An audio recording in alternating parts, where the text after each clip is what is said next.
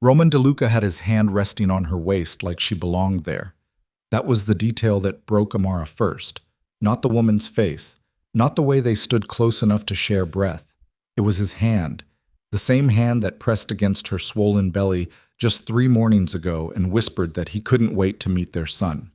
Amara stood in the doorway of her own home, soaking wet from the rain, holding a wrapped gift box against her chest, and watched her husband hold another woman like she was something precious. 9 months. She had been carrying his child for 9 months. She set the gift box down on the marble floor, quietly, carefully. The way you set something down when you already know it will never be picked up again. If you were standing in her shoes right now, 8 months pregnant, rain still dripping from your coat, watching the man you trusted completely, what would you do? Stay with me until the very end of this story, because what happens next will shock you in ways you are not prepared for. And if this is your first time here, please subscribe to this channel and hit that notification bell so you never miss another story like this one. Drop a like and tell me in the comments. What city or country are you watching from right now? I want to see how far this story travels. The rain had started somewhere over the bridge, that particular kind of cold November rain that doesn't fall so much as it settles, against your shoulders, against the back of your neck, against everything you were foolish enough to leave unprotected. Amara Brooks DeLuca hadn't planned to come home early. The charity gala in Hartford was supposed to run through Sunday. 3 days of fundraising dinners and silent auctions and polite conversations with women who complimented her dress while studying her baby bump with barely concealed curiosity. She had done it before. She knew how to smile through it. She had been smiling through a lot of things lately. But on Friday evening, somewhere between the appetizer course and the keynote speech, she felt it. That low, persistent ache across her lower back that her doctor had warned her about. Not labor, just her body registering its objection to 3 hours in a cushioned ballroom chair at 34 weeks pregnant. She excused herself, went upstairs to her hotel room, and sat on the edge of the bed for a long time. She called Roman. The phone rang 4 times and went to voicemail. She told herself it was nothing. He was probably in a meeting. He was always in a meeting. That was the thing about being married to a man who ran the kind of business Roman ran. His schedule never truly belonged to either of them. She tried again an hour later. Voicemail. She texted him a simple message. Back hurting. Might come home tomorrow instead. Miss you. No response. By 10 that night, she had already rearranged her schedule, called her driver, and started packing her suitcase. She wasn't panicking. She wasn't suspicious. She just wanted to sleep in her own bed, next to her own husband, with his arm across her ribs the way he always slept, heavy and certain, like he was anchoring both of them to the earth. She even stopped to pick up a gift. There was a small antique shop near the hotel that she had noticed on the drive-in, its window lit warm against the gray afternoon. She had seen something inside, a hand-carved wooden music box, the kind that played a lullaby so delicate it sounded like it came from another century. She bought it for the nursery. She had it wrapped in cream paper and tied with a ribbon that matched the curtains she had already ordered for their son's room. She held that box on her lap the entire drive home, 2 hours through the wet dark, thinking about the look on Roman's face when he heard it play. She still believed in that version of him. That was the thing nobody would understand later. She wasn't naive. She wasn't blind. She had simply chosen, every single day for 3 years, to believe that the man who left her handwritten notes on the kitchen counter and remembered the name of her college roommate and cried, actually cried silently, jaw tight, eyes red, when they heard the heartbeat for the first time at 12 weeks. She had chosen to believe that man was the real one, that everything else, the power, the danger, the things she had learned not to ask about, was the performance, the armor. She believed the man underneath the armor was hers. The front gate was already open when the car pulled up, which meant one of the security staff had left it unlocked. She made a mental note to mention it to Roman. He was strict about that kind of thing. The details, he always said, are where everything falls apart. He wasn't wrong. She let herself in through the side entrance, shaking rain from her coat, already composing the surprised expression she would arrange on her face when she found him. Probably in his office, surrounded by paperwork, a glass of bourbon going warm on the desk beside him. She had rehearsed the moment. She had imagined his face when he saw her. She crossed through the kitchen, past the long hallway with the photographs she had hung herself during their first year in the house. past the small table where she always left her keys. She heard voices before she reached the living room. Low, close. She pushed open the door. Roman was standing near the fireplace. His jacket was off. His sleeves were rolled to the elbow the way he did when he was relaxed, genuinely relaxed, not performing relaxation for a room full of associates. His hand was resting on the lower back of a woman Amara had never seen before, and the woman had her face tilted up toward his with an expression that was not casual. That was not friendly. That was not anything that could be explained with a sentence that started with "she's nobody" or "it's not what it looks like." Amara stood in the doorway. Roman saw her first. She watched the color leave his face in real time, like someone had pulled a plug somewhere inside him. The woman turned a second later. She was younger than Amara had assumed. Dark hair, expensive clothes, the kind of stillness that came from being caught before, and knowing that movement made it worse. Nobody said anything for what felt like a full minute. Amara looked at her husband's hand, still resting on the other woman's back. He hadn't moved it yet. He seemed to have forgotten it was there. "You should probably move your hand," Amara said. Her voice came out completely level. Even she was surprised by that. Roman stepped back. The woman moved toward the far end of the room, like she was hoping the wall would absorb her. Amara set the gift box down on the marble floor beside her feet. She set it down gently, the same way you set down a sleeping child, careful not to disturb what was inside. "How long?" she asked. Roman opened his mouth, closed it. "Roman." Her voice didn't waver. "How long?" He lowered his head. His jaw tightened. She had seen that jaw tight with anger, with grief, with cold calculation. She had never seen it tight with shame. It looked different. It looked smaller somehow. 9 months, he said. The number landed like a physical thing. Amara felt it in her sternum, in her throat, in the exact center of her chest where, if you pressed your hand right now, you would feel the child they had made together shifting against her ribs. 9 months. She did the math without meaning to. The timeline assembled itself without her permission. The first appointment, the first ultrasound, the first time she had pressed his hand flat against her stomach and felt their son kick, and Roman had laughed out loud, startled and delighted, a laugh she hadn't heard from him in years. All of it running parallel to this, to her. "I see," Amara said. She picked up the gift box from the floor. She turned around. She walked back down the hallway past the photographs, past the table where she left her keys, through the kitchen where she had cooked Sunday dinners while pregnant and tired and still trying to make the house feel like a home. She walked upstairs to their bedroom.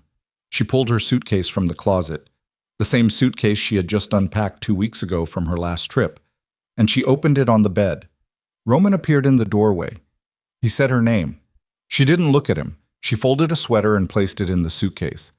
"Amara, please, just let me explain." She folded another sweater. "There is nothing to explain," she said.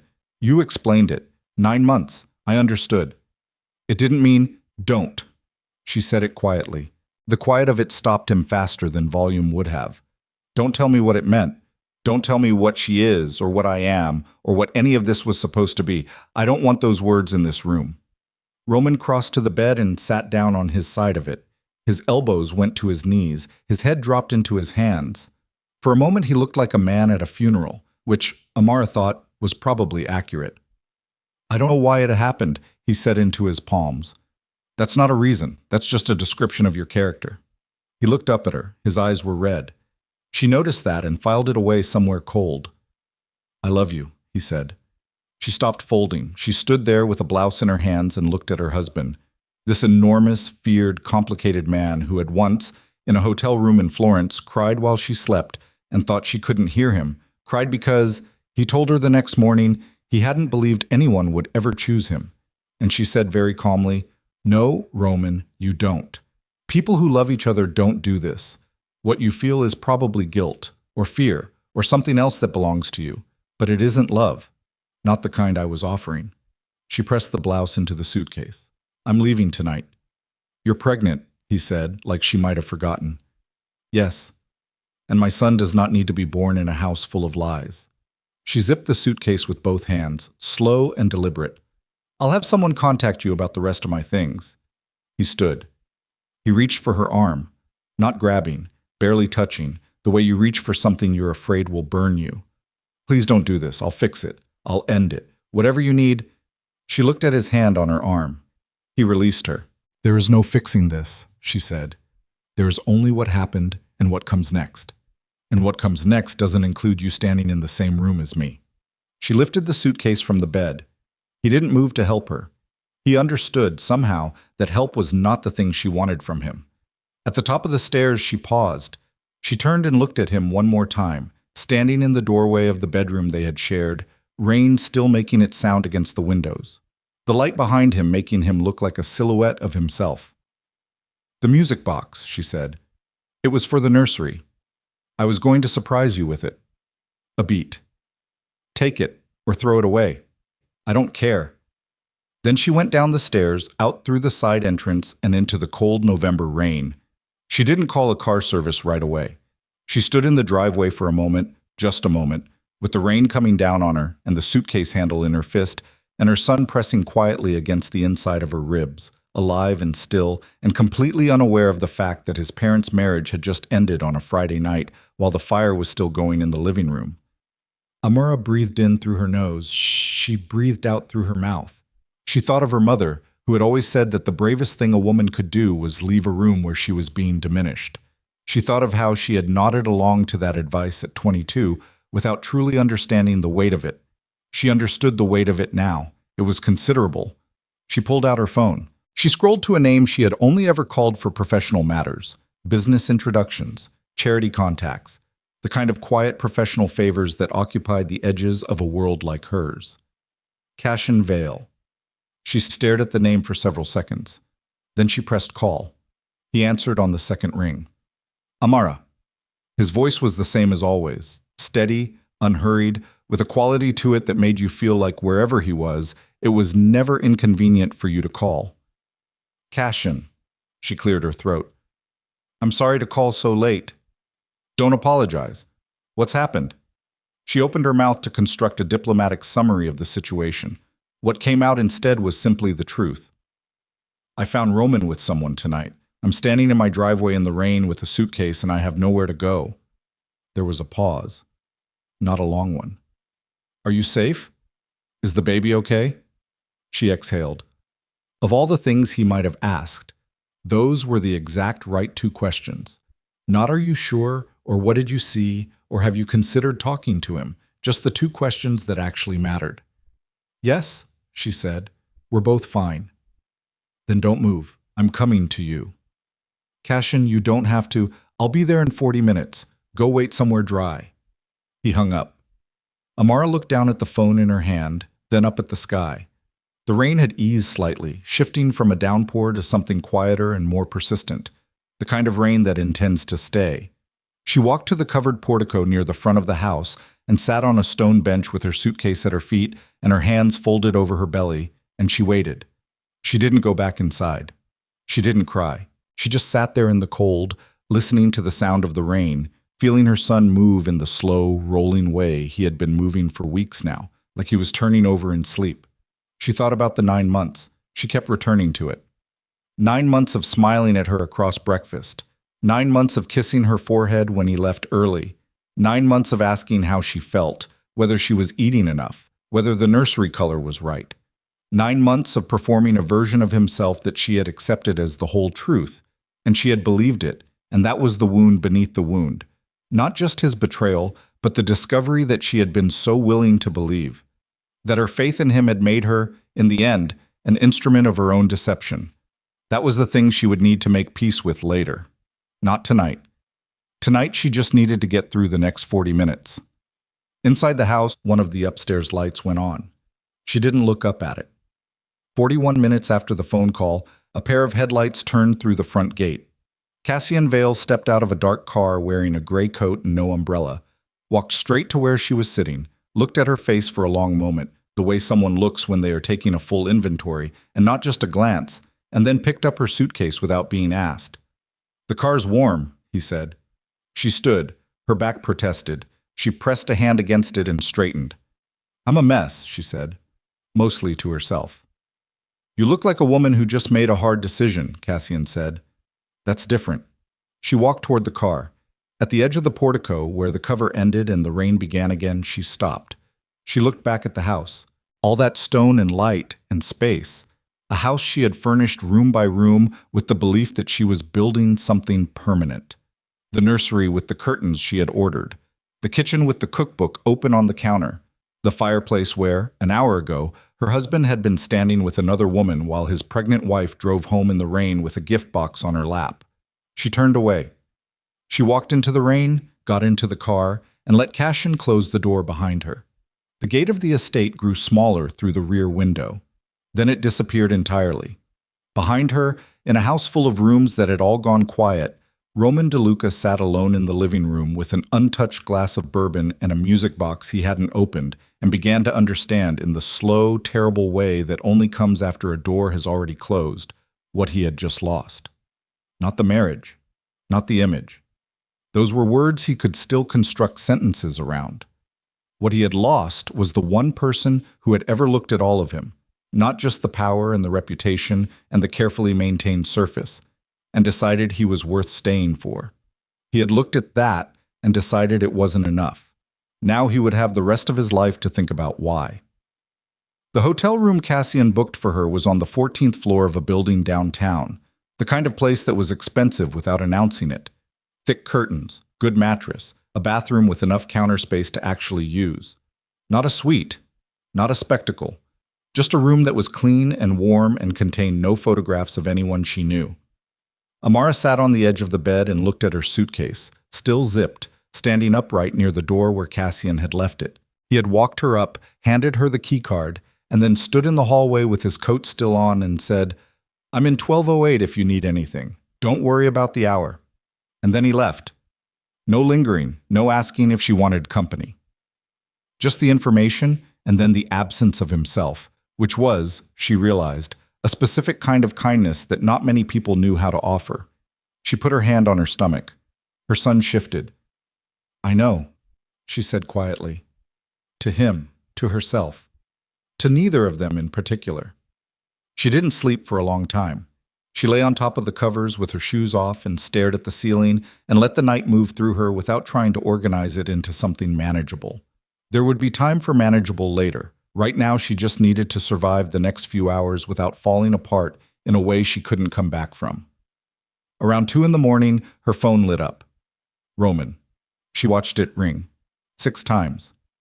Then silence. A minute later, a text. "Please call me back. I need to know you're safe." She almost laughed. She put the phone face down on the nightstand and closed her eyes. She thought about the woman's face, the way she had gone still when Amara walked in.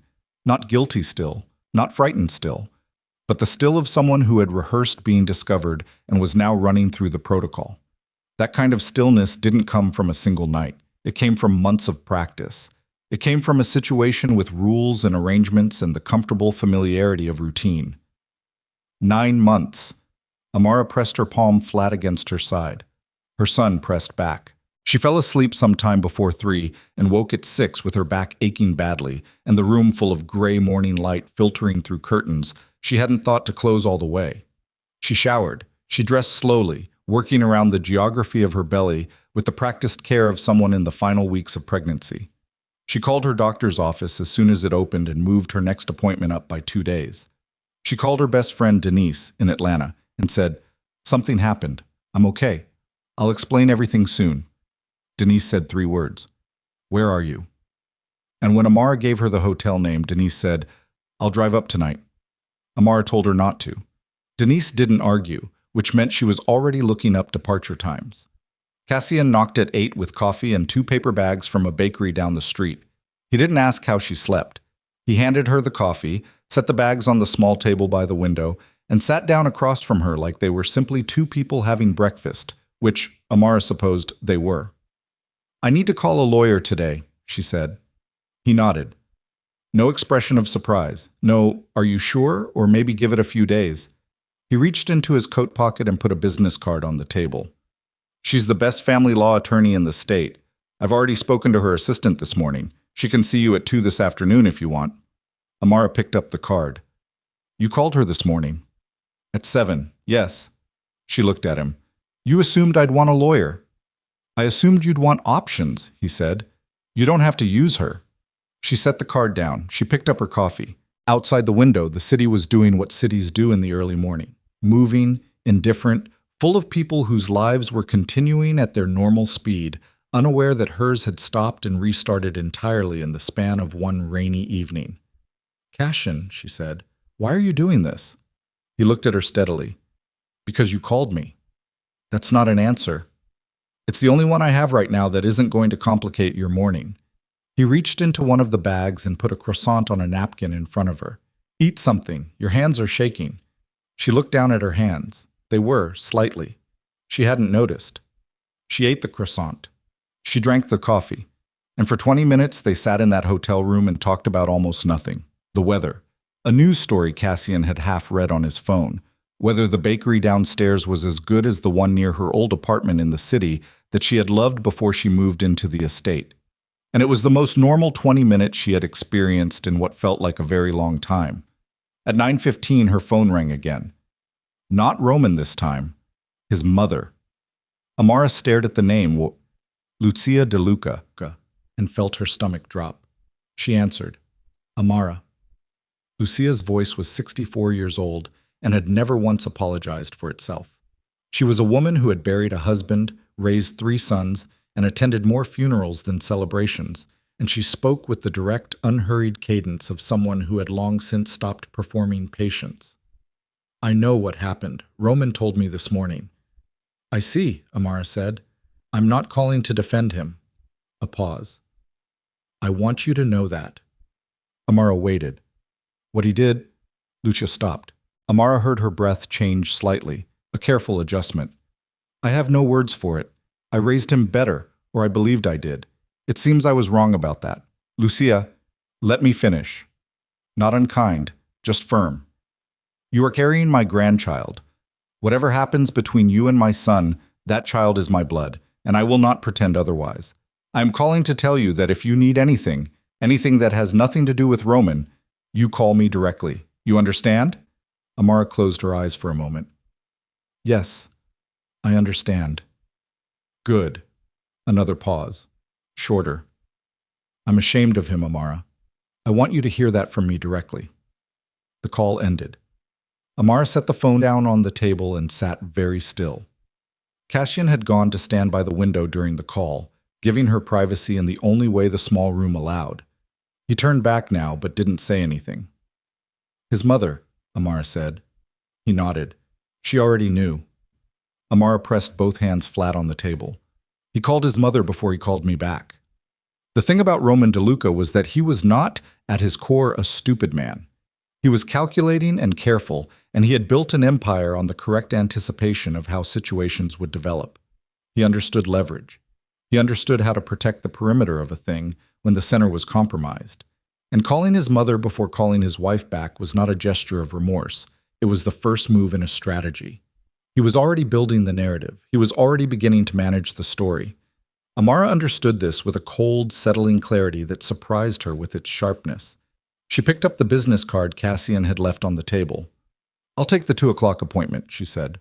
The lawyer's name was Patricia Hale, and she occupied a corner office on the 23rd floor of a building that smelled of expensive carpet and serious money. She was in her mid-50s, silver-haired, and she looked at Amara across her desk with the expression of a woman who had heard every version of this particular story and had stopped being surprised by any of them without ever stopping to care. Before we begin, Patricia said, I want to establish something. You are 34 weeks pregnant. My first priority, alongside your legal interests, is making sure nothing about this process puts you or your baby at risk. If at any point you feel overwhelmed, we stop. Are we clear? We're clear, Amara said. Good. Now tell me everything. Amara told her. All of it. The timeline, the 9 months, Roman's admission, the phone call from his mother. The specific way he had said it didn't mean before she stopped him. Patricia asked precise, unhurried questions and wrote in a notepad with a pen that made no sound at all. She didn't react. She didn't flinch. She simply collected the facts the way a surgeon collects instruments, with quiet, methodical purpose. At the end of the meeting, Patricia set her pen down and folded her hands. He's going to want to negotiate, she said. Men like your husband. They're accustomed to every problem having a transaction at the center of it. He will come to you with numbers, with property arrangements, with promises about the child. I know how he thinks, Amara said. Then you know he won't make this simple. Nothing about him has ever been simple. Patricia almost smiled. We'll file on Monday. In the meantime, is there anywhere he doesn't know about that you can stay? The hotel is fine, short term, but you'll want somewhere more stable before the baby comes. Amara thought about it. She thought about her mother's house in Virginia. She thought about Denise in Atlanta. She thought about the nursery back at the estate with the curtains she had ordered still in their packaging. I'll figure something out, she said. She was in the elevator going down when her phone rang for the fourth time that day. Not Roman. Not Lucia. A number she didn't recognize with a New York area code. She almost didn't answer. She answered. Mrs. DeLuca. A man's voice. Careful, professional, with a slight tension underneath it that he was working to conceal. My name is Frank Bello. I work with your husband. I apologize for calling you directly. I wanted to make sure you were all right. Frank Bello. She knew the name, one of Roman's longest-standing associates. A man who had been at their wedding, who had sent flowers when she announced the pregnancy, who called Roman boss with a sincerity that most men in that world treated as performance. I'm fine, Frank, she said. Good. A brief silence. I also wanted to say, and I want to be very clear that I'm saying this as myself, not on anyone's behalf, that what he did was wrong. Some of us have known about the situation for a while. His voice dropped slightly. We should have said something. I'm sorry we didn't. The elevator reached the lobby. The doors opened. Amara stood there without moving. How long have you known? She asked. A pause that lasted 1 second too long. A few months. I see. Mrs. DeLuca, thank you for calling, Frank. She stepped out of the elevator. Don't call again. She hung up. Outside on the sidewalk, the cold hit her immediately. She stood there on the pavement with the phone in her fist and people moving around her in both directions, and she thought about what Frank Bello had just told her without quite meaning to. Some of us have known for a while. The men who worked for her husband, who came to their house, who sat at their dinner table, who had kissed her cheek at holiday gatherings and asked after her health during the pregnancy, had known, had watched her move through 9 months of carrying Roman's child while carrying simultaneously the weight of a lie she wasn't even aware of, had watched and said nothing and sent flowers. She breathed in cold air. She breathed out. She called Cassian. He answered before the second ring. Can you pick me up? She said. I need to move. I need to not be standing still right now. I'm 6 blocks away. Start walking north. She walked north. She passed 3 intersections before his car pulled alongside her, and she got in without stopping. Neither of them spoke for the first block. Then she told him what Frank Bello had said. Cassian listened without interrupting, his eyes on the road, one hand on the wheel, and when she finished, he was quiet for a moment. Does that surprise you? He asked. That they knew? That they called you? She thought about it. No, she said finally. That's the thing about Roman. He always assumed that because people feared him, they were loyal to him. He never understood the difference. Cassian glanced at her briefly. There's a difference between the men who fear him and the men who respected you. She absorbed that. Outside the window, the city moved past in the flat gray afternoon light. I need to tell you something, she said. Okay, I don't want you to try to fix this. Not the legal part, not the practical part, not the emotional part. I need to do those things myself. She turned to look at him directly. What you've already done, the hotel, the lawyer, the coffee this morning, that was the right kind of help. But I need you to understand that I am not a project. I am not someone who needs rescuing. He kept his eyes on the road. I know that. I'm saying it out loud because I need to hear myself say it. Fair enough. I'm also saying it because... She stopped. Because I've spent 3 years in a marriage where I was respected in public and managed in private. And I am not going to walk out of that and straight into another situation where someone else decides what's good for me. Cassian was quiet for a long moment. Then he said, The only question I plan to keep asking you is the same one I asked last night. Are you and the baby safe? That's the boundary of what I consider my business. She turned to look at him again. His profile was steady, unhurried. Okay, she said. Okay. he said. 3 days later, Roman showed up at the hotel. She didn't know how he found out which one. She suspected Lucia, who would have done it out of love and would not have understood why it was wrong. Or possibly one of his men, who tracked things as a reflex because in their world, knowing where people were was the same as knowing they were safe, and old habits didn't reclassify themselves just because the situation changed. He was standing in the lobby when she came down from breakfast. He was wearing a coat she recognized, charcoal gray, the one she had bought him for his birthday last year. He looked like he hadn't slept properly in 3 days, which was accurate. He looked like a man who had been sitting in rooms alone rehearsing what to say, which was also probably accurate. He saw her the moment she stepped out of the elevator. She stopped. She didn't retreat back into the elevator. She stood her ground and waited while he crossed the lobby toward her, because she was not going to let him have the image of her stepping backward. Amara. His voice was rough. I'm not here to... I just needed to see that you were okay. I'm okay, she said, flat, factual. Can we talk? We're talking right now. He glanced around the lobby. A few people near the front desk were making the calculation that strangers make when they sense something private occurring in a public space. Not quite staring, not quite not staring. Somewhere private, he said. This is private enough. His jaw worked. He pressed forward anyway because Roman DeLuca had not built what he built by retreating the first time a door stayed shut. I ended it the same night you left. I want you to know that. That's not what this is about.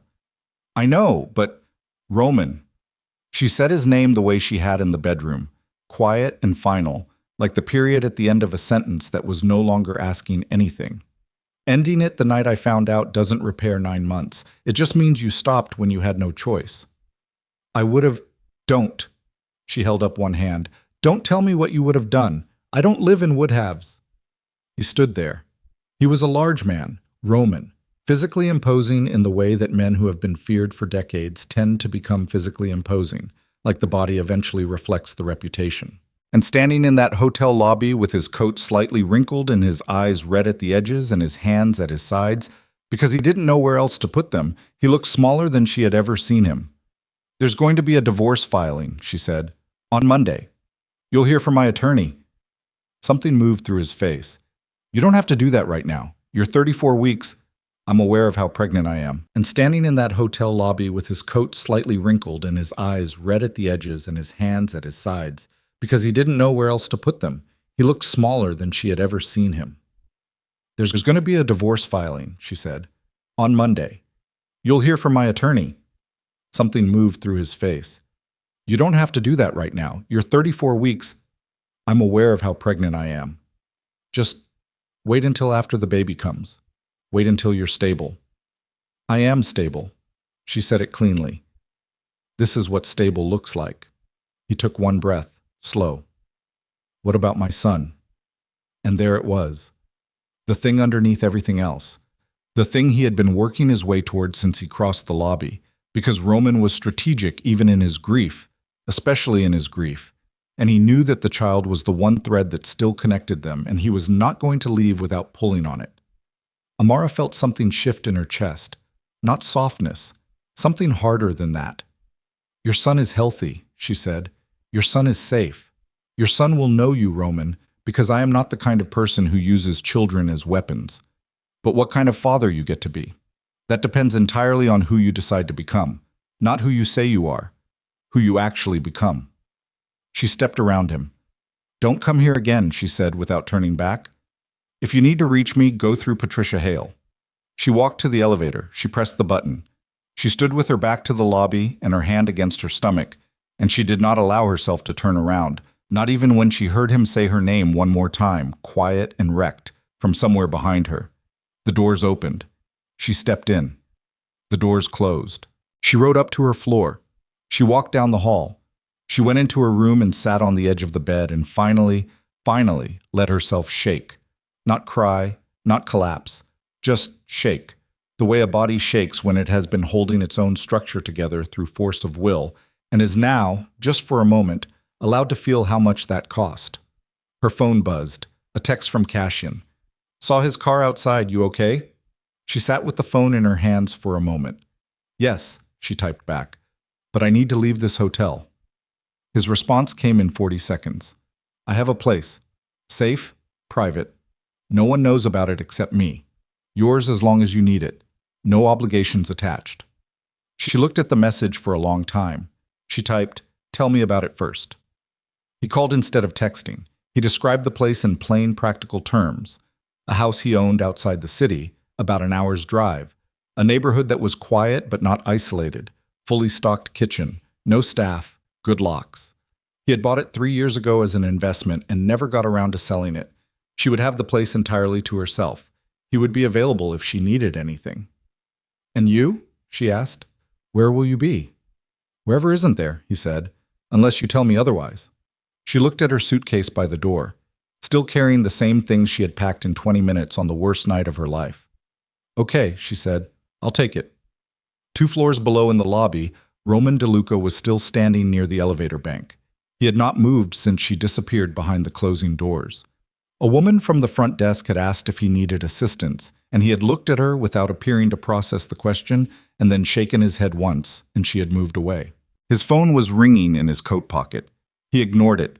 He was thinking about what Amara had said, not the part about the lawyer or the divorce or the filing on Monday. The other part. What kind of father you get to be depends entirely on who you decide to become, not who he said he was, who he actually became. He had been a man people feared for so long that he had stopped understanding the distinction between being feared and being respected. He had confused the two. He had built an empire on that confusion and called it power, and gone to bed every night next to a woman who looked at him with something that was neither fear nor the performance of respect, something genuine and particular and chosen. And he had not understood until this moment, standing in a hotel lobby while she rode an elevator away from him, how much the difference between those things actually mattered. His phone stopped ringing. Then it started again. He pulled it out. One of his captains, a man named Sorrento who ran operations in 3 separate territories and did not call twice unless the reason was serious. Roman answered. "What?" he said. "Boss." Sorrento's voice had a quality to it that Roman recognized immediately. The careful neutrality of a man delivering information he is not sure how it will land. "We have a problem. Caruso just pulled out of the Providence arrangement, said he's reconsidering the whole thing." Roman was quiet for a moment. Caruso was not a small player. The Providence arrangement had been 18 months in development. "Why?" Roman said. Another brief, careful pause. "He didn't give specifics. His people said he's—" Sorrento seemed to choose his next words with precision, "reevaluating certain partnerships." Roman stood in the empty lobby with the phone against his ear and the elevator doors closed in front of him, and understood, with the particular cold clarity of a man who has spent his life reading the subtext beneath what people say, exactly what was happening. It had started already. He had assumed he would have more time. He had assumed the personal and the professional would remain separated the way they always had, kept in their distinct compartments by the shared understanding that business was business and private matters were private. He had assumed the thing with Amara was contained. He had been wrong.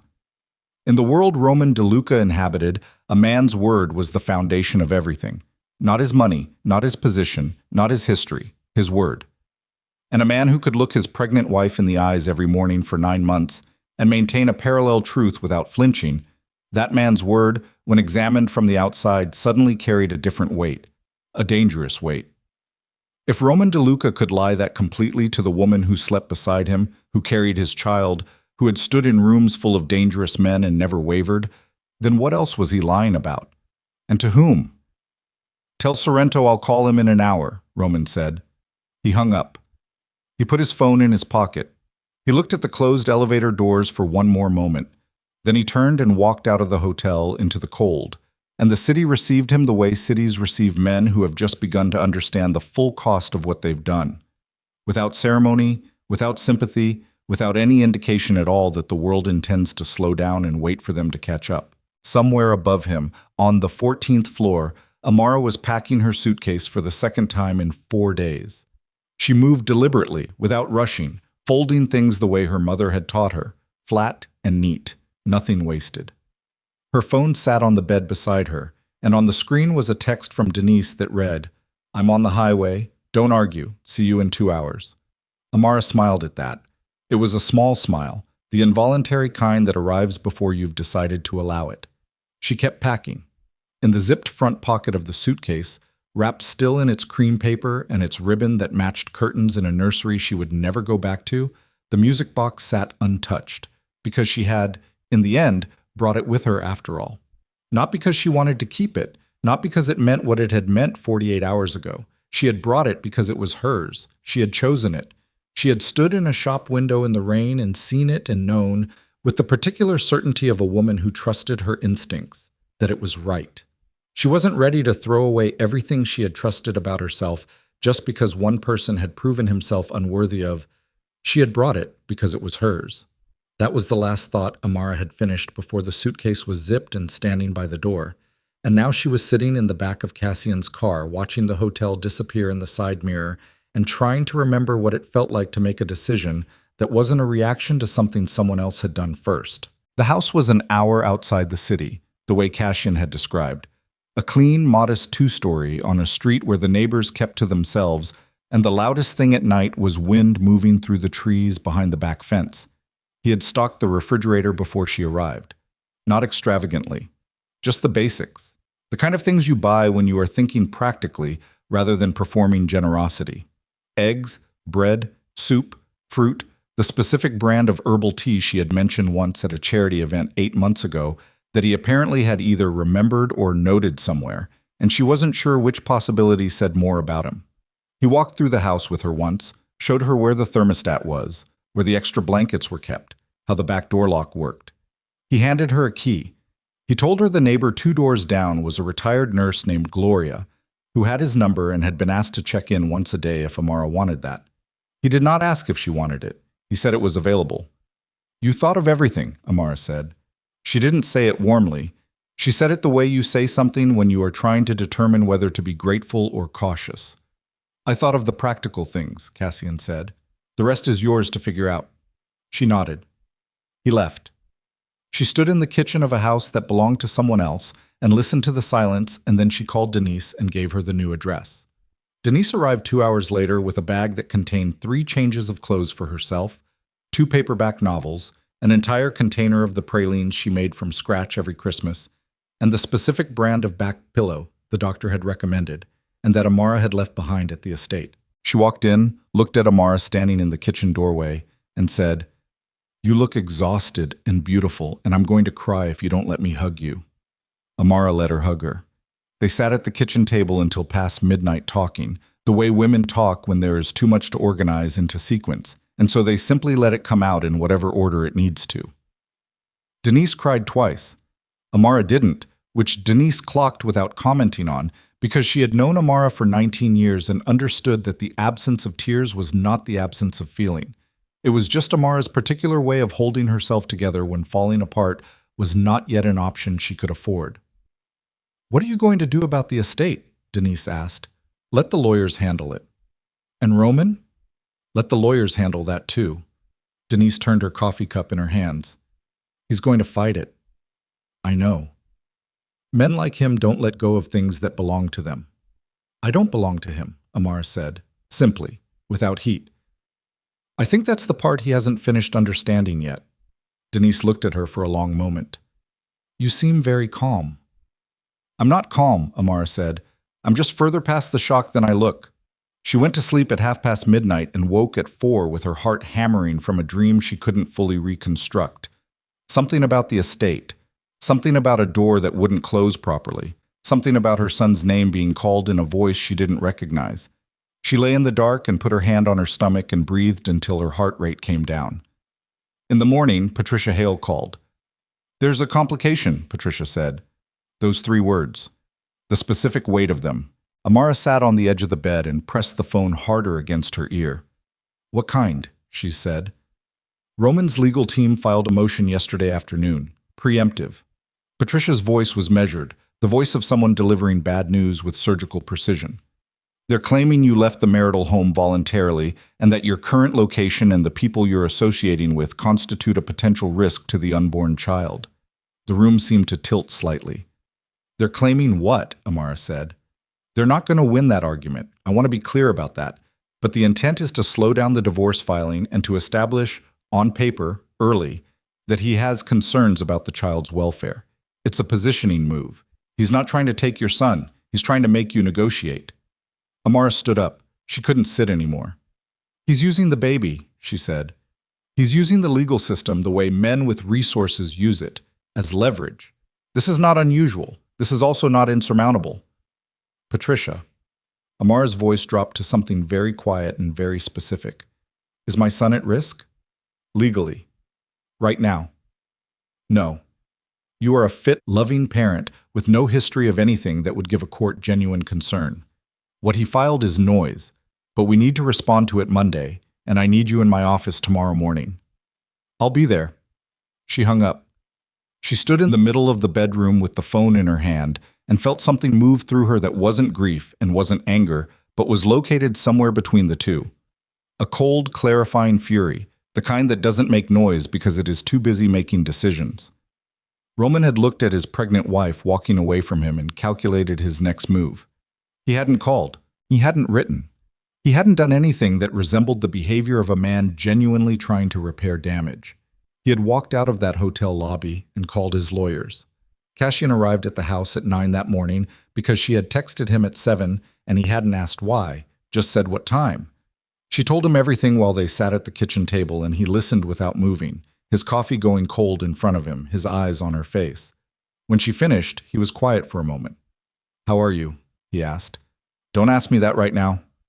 "Okay." He picked up his coffee, put it down. "What do you need?" "I need you to tell me honestly. Is there anything about our current situation that his lawyers could actually use? You? This house? Anything?" He met her eyes directly. "No, this property is legally mine, registered as a residential investment. There is nothing between us that could be characterized as anything other than a friend providing housing to someone in need. But that won't stop them from implying otherwise." She had already understood that. She had understood it the moment Patricia said the people you're associating with. She understood the shape of what Roman was constructing, a narrative in which Amara's departure was not the consequence of his betrayal, but the beginning of her own questionable choices. It was elegant, in a terrible way. It was exactly the kind of thing he was good at. "I need to move again," she said. Cassian shook his head. "Moving again plays into it. It makes you look like you're hiding." "Then what?" "You stay here. You go to every appointment. You build a visible, documented, ordinary life for the next 6 weeks until your son is born. You let Patricia handle the legal noise and you give his lawyers nothing to point at." Amara looked at him. "You've thought about this." "I've thought about it since the hotel lobby." He held her gaze. "His car was outside for 40 minutes before you came down. He was watching the building. That's not grief. That's reconnaissance." The word sat between them. "I need to call Lucia," Amara said. "His mother?" "She called me the morning after.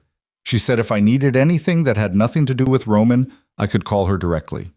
Amara pressed her hands flat on the table. "She didn't know about the legal filing. I want to hear her voice when she finds out." She called Lucia that afternoon. It rang 6 times and she almost disconnected. And then Lucia answered with the careful tone of someone who has been waiting for a call she both wanted and dreaded. "Amara." "Did you know?" Amara said. A pause, 3 full seconds. "About the filing?" "Yes. I found out this morning."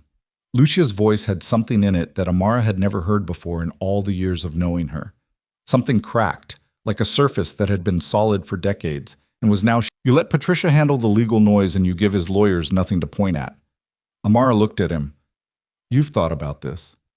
"I've thought about it since the hotel lobby." He held her gaze. "His car was outside for 40 minutes before you came down. He was watching the building. That's not grief. That's reconnaissance." The word sat between them. "I need to call Lucia," Amara said. "His mother?" "She called me the morning after. She said if I needed anything that had nothing to do with Roman, I could call her directly." Amara pressed her hands flat on the table. "She didn't know about the legal filing. I want to hear her voice when she finds out." She called Lucia that afternoon. It rang 6 times and she almost disconnected. And then Lucia answered with the careful tone of someone who has been waiting for a call she both wanted and dreaded. "Amara." "Did you know?" Amara said. A pause, 3 full seconds. About the filing? Yes. I found out this morning. Lucia's voice had something in it that Amara had never heard before in all the years of knowing her. Something cracked, like a surface that had been solid for decades and was now showing its first fracture line. I called Roman. He didn't answer. Lucia. Amara kept her voice steady with effort. I told you I would not use my son as a weapon. I told you that directly. I meant it. Whatever your son's lawyers are doing right now, I need you to understand that I said that and I meant it. And the contrast between that and what his team filed yesterday should be very clear to you. It is clear to me. Then I need you to do something. I need you to make him stop this. A silence that lasted long enough to have its own weight. Amara. Lucia's voice was quieter now. I love my son. I have loved him through things that would have broken other mothers. But I have never been able to make Roman do anything he did not want to do. Not since he was 17 years old. A breath. What I can do is make him understand what he is risking. He's risking everything, Amara said. I know that. He doesn't yet. The call ended. Amara set the phone on the table. Denise was in the next room, pretending to read, but almost certainly listening. Cashin was still at the table across from her, giving her the particular quality of stillness that was one of the things she had begun to recognize about him. Not passive stillness, not the stillness of someone checked out, but the stillness of someone fully present and choosing not to fill the space with unnecessary sound. She can't stop him, Amara said. Nobody can stop him except him, Cassian said, which means this goes through the courts. Which takes time. Which takes time, he agreed. I have 6 weeks before my son is born. He nodded. She pressed 2 fingers against the bridge of her nose and sat there for a moment with her eyes closed. Then she opened them. I need to know something, and I need you to be completely honest with me. Ask it. Caruso pulled out of Roman's Providence deal. Frank Bello called me to say that some of his men had known about the affair for months. His allies are backing away. She looked at Cassian steadily. Did you have anything to do with any of that? He held her gaze without blinking. No. You haven't made calls. You haven't said anything to anyone in his world. I had dinner with Marcus Webb 2 weeks ago. Marcus asked me if the rumors were true, about Roman and some woman. I told him I didn't know the details, but that Amara DeLuca was the finest person either of us had ever sat across a table from, and that whatever Roman had done was his own business. He paused. That's the sum total of my involvement. She searched his face. She was good at reading faces. She had spent 3 years navigating rooms full of men who made their living being unreadable, and she had learned the micro-expressions that leaked through professional composure. Cashin's face was calm and consistent, and there was no flicker beneath the surface that she could find. Okay, she said. Okay, he said. 40 minutes later, her phone rang. The number was Roman's personal cell, not a lawyer, not an intermediary, him. She stared at it for one full ring cycle and then answered. I told you to go through Patricia Hale, she said. I know. Roman's voice was rough in a way that was different from the hotel lobby. Rougher, tiredness underneath it. I need you to hear me say something, and I need it to be me saying it, not a lawyer. Can you give me 60 seconds? She looked at the ceiling. 60 seconds. The filing was a mistake. He said it like the words cost him something physical. I didn't approve it. My attorneys moved faster than I told them to. I called them this morning and told them to pull it. She waited. I'm not trying to take our son from you. I would never... His voice broke slightly on the word never, and then repaired itself almost immediately. I'm not that man, Amara. Whatever else I am. You had 9 months to show me what kind of man you were, she said. You showed me. I know. He didn't argue it. I just needed you to know that I am pulling the filing today. You'll hear from Patricia. A silence. Why are you telling me this instead of just doing it? She asked. A long pause. Because I needed to hear your voice, he said. And then, after another moment, quieter. And because I needed you to know it wasn't me, even if that doesn't change anything. She hung up. She sat very still. Patricia called 11 minutes later to confirm the filing had been withdrawn. Amara set the phone down and looked at her hands. They weren't shaking this time. What she felt was harder to name than anger. It was something closer to exhaustion. Not the exhaustion of sleeplessness, but of sustained attention, of having to read every single move in a game she had never asked to be in, of having to calculate constantly whether the things Roman did were genuine or strategic, and whether, at this point, the distinction even mattered. She was 34 weeks pregnant. She had been in this house for 4 days. Her son's nursery curtains were still in their packaging in a room inside an estate that she would never sleep in again. She needed to stop reacting and start building.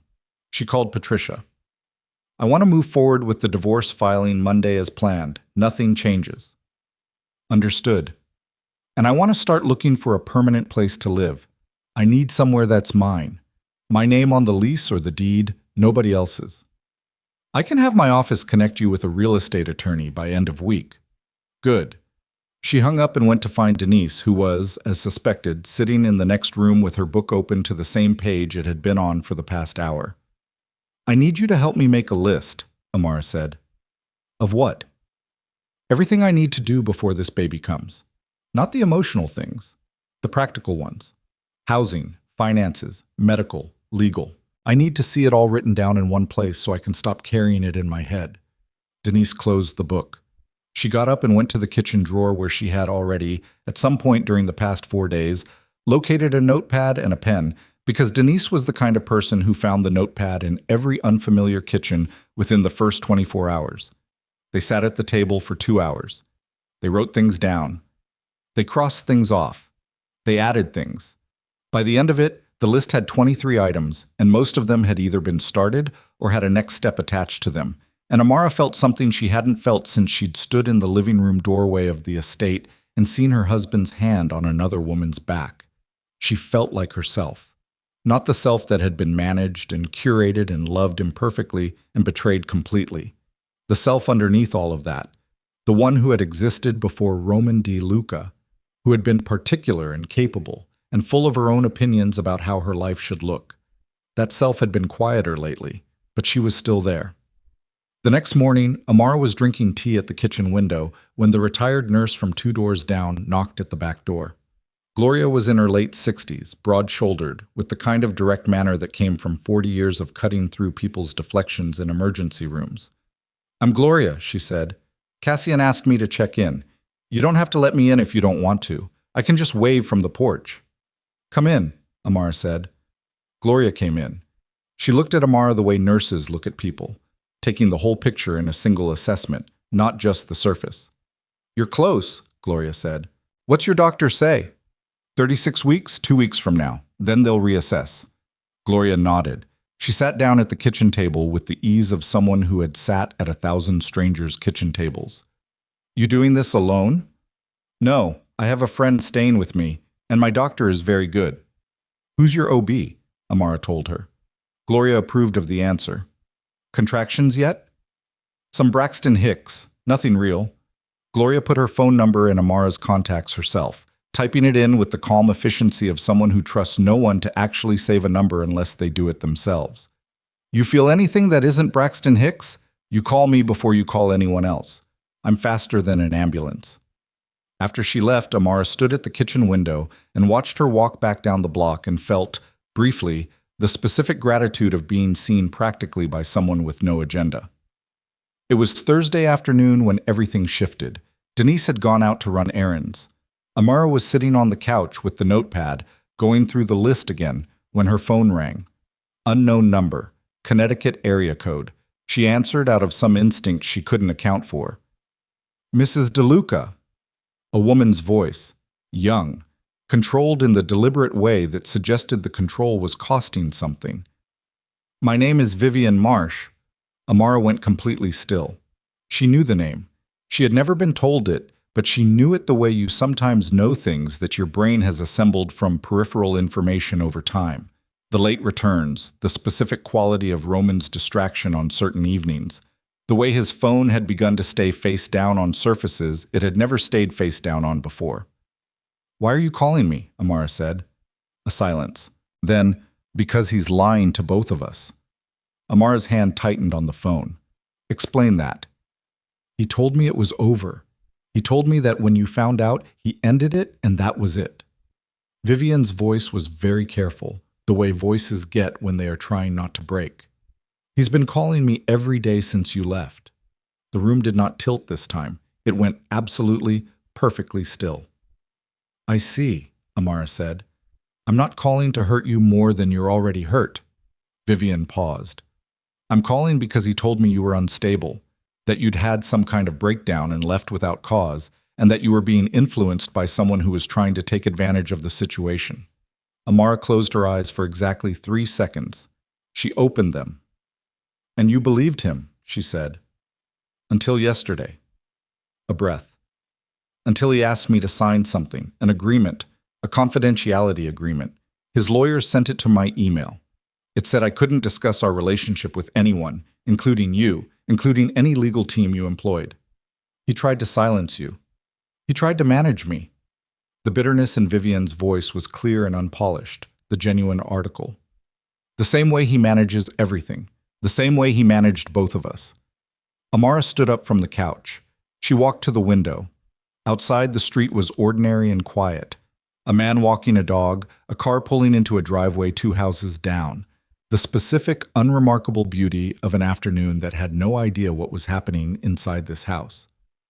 Why are you telling me this? Amara asked. You didn't have to call me. You could have just not signed the agreement and walked away. Vivian was quiet for a moment. Because he told his lawyers that you were unstable, she said.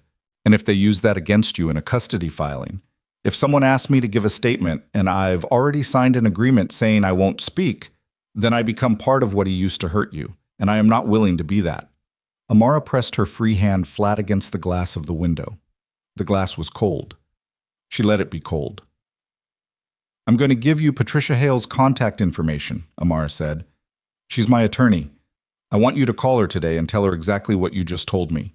Not for my sake, because you deserve to be in a situation where you're not being managed either. A silence. Okay, Vivian said, quiet. And Vivian, Amara stopped.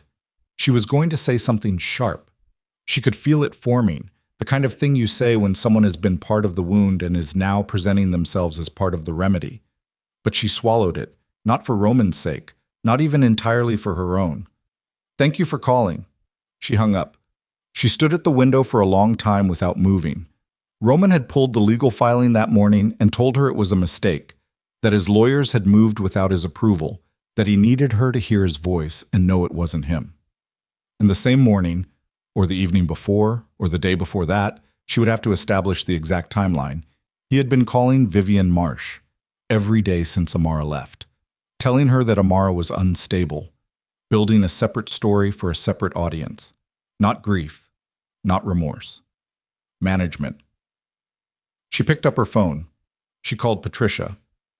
I have new information, she said, about Roman's contact with Vivian Marsh since I left, and about a confidentiality agreement his lawyers sent her. She walked to the kitchen. She picked up the notepad. I need you to hear all of it. Patricia listened. She asked 2 precise questions. Then she said, this changes the filing. We're adding it. Good. Amara. Patricia's voice shifted slightly. Not softer, but more direct, the way a doctor gets when they've decided you can handle the unvarnished version. This is going to get harder before it gets easier. He's going to feel this response, and men who feel cornered, especially men with his resources, they don't retreat. They escalate. I know, Amara said. Are you ready for that? Amara looked down at her stomach, at the curve of it beneath her shirt, the specific weight of it, the life inside it that had been growing through all of this, through the 9 months of lies, through the hotel and the lawyer's office, and the withdrawn filing and the phone call from the woman whose name she had somehow always half known. My son is going to be born in 2 weeks, she said. I don't get the option of not being ready. She heard Patricia right, she said. We file everything Monday. After the call ended, Amara sat down at the kitchen table and put both hands flat on its surface and looked at them. Steady. Not shaking. She had been surprised by that, by the way her hands had stopped shaking in the past few days, as if her body had decided that the time for that particular response was over and had moved on to something more functional. She heard the front door open. Denise, back from errands, carrying 2 paper bags and already talking before she was fully through the door, about the traffic and the parking and the woman in line at the grocery store who had asked when she was due and meant it about Denise, who was decidedly not pregnant. Amara let her talk. She needed a minute to sit inside what had just happened before she said it out loud. Because once she said it out loud to Denise, it would become fully real in the way things become fully real when someone else's face responds to them, and she was not quite ready for that. She looked at her hands on the table. 9 months of lies.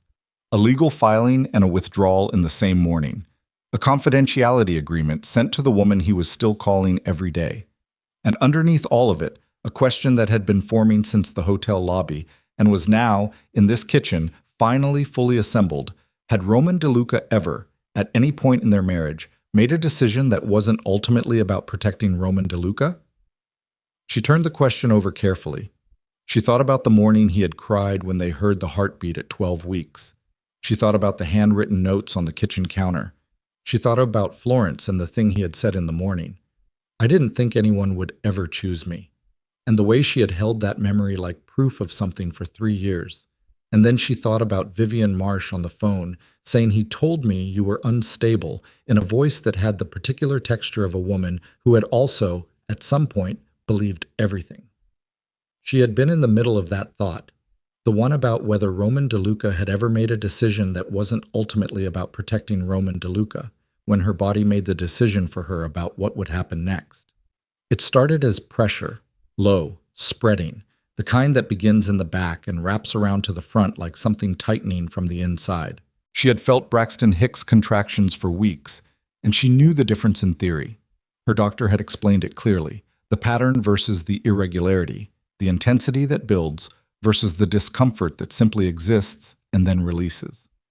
She knew the difference in theory. This was not Braxton Hicks. She stayed very still at the kitchen table and waited. Denise was still talking in the background, putting things away in the refrigerator, her voice moving around the kitchen, the way familiar voices do when you've known someone long enough that their sound becomes part of the texture of a room. The pressure peaked, held, released slowly. Amara looked at the clock on the wall. She noted the time.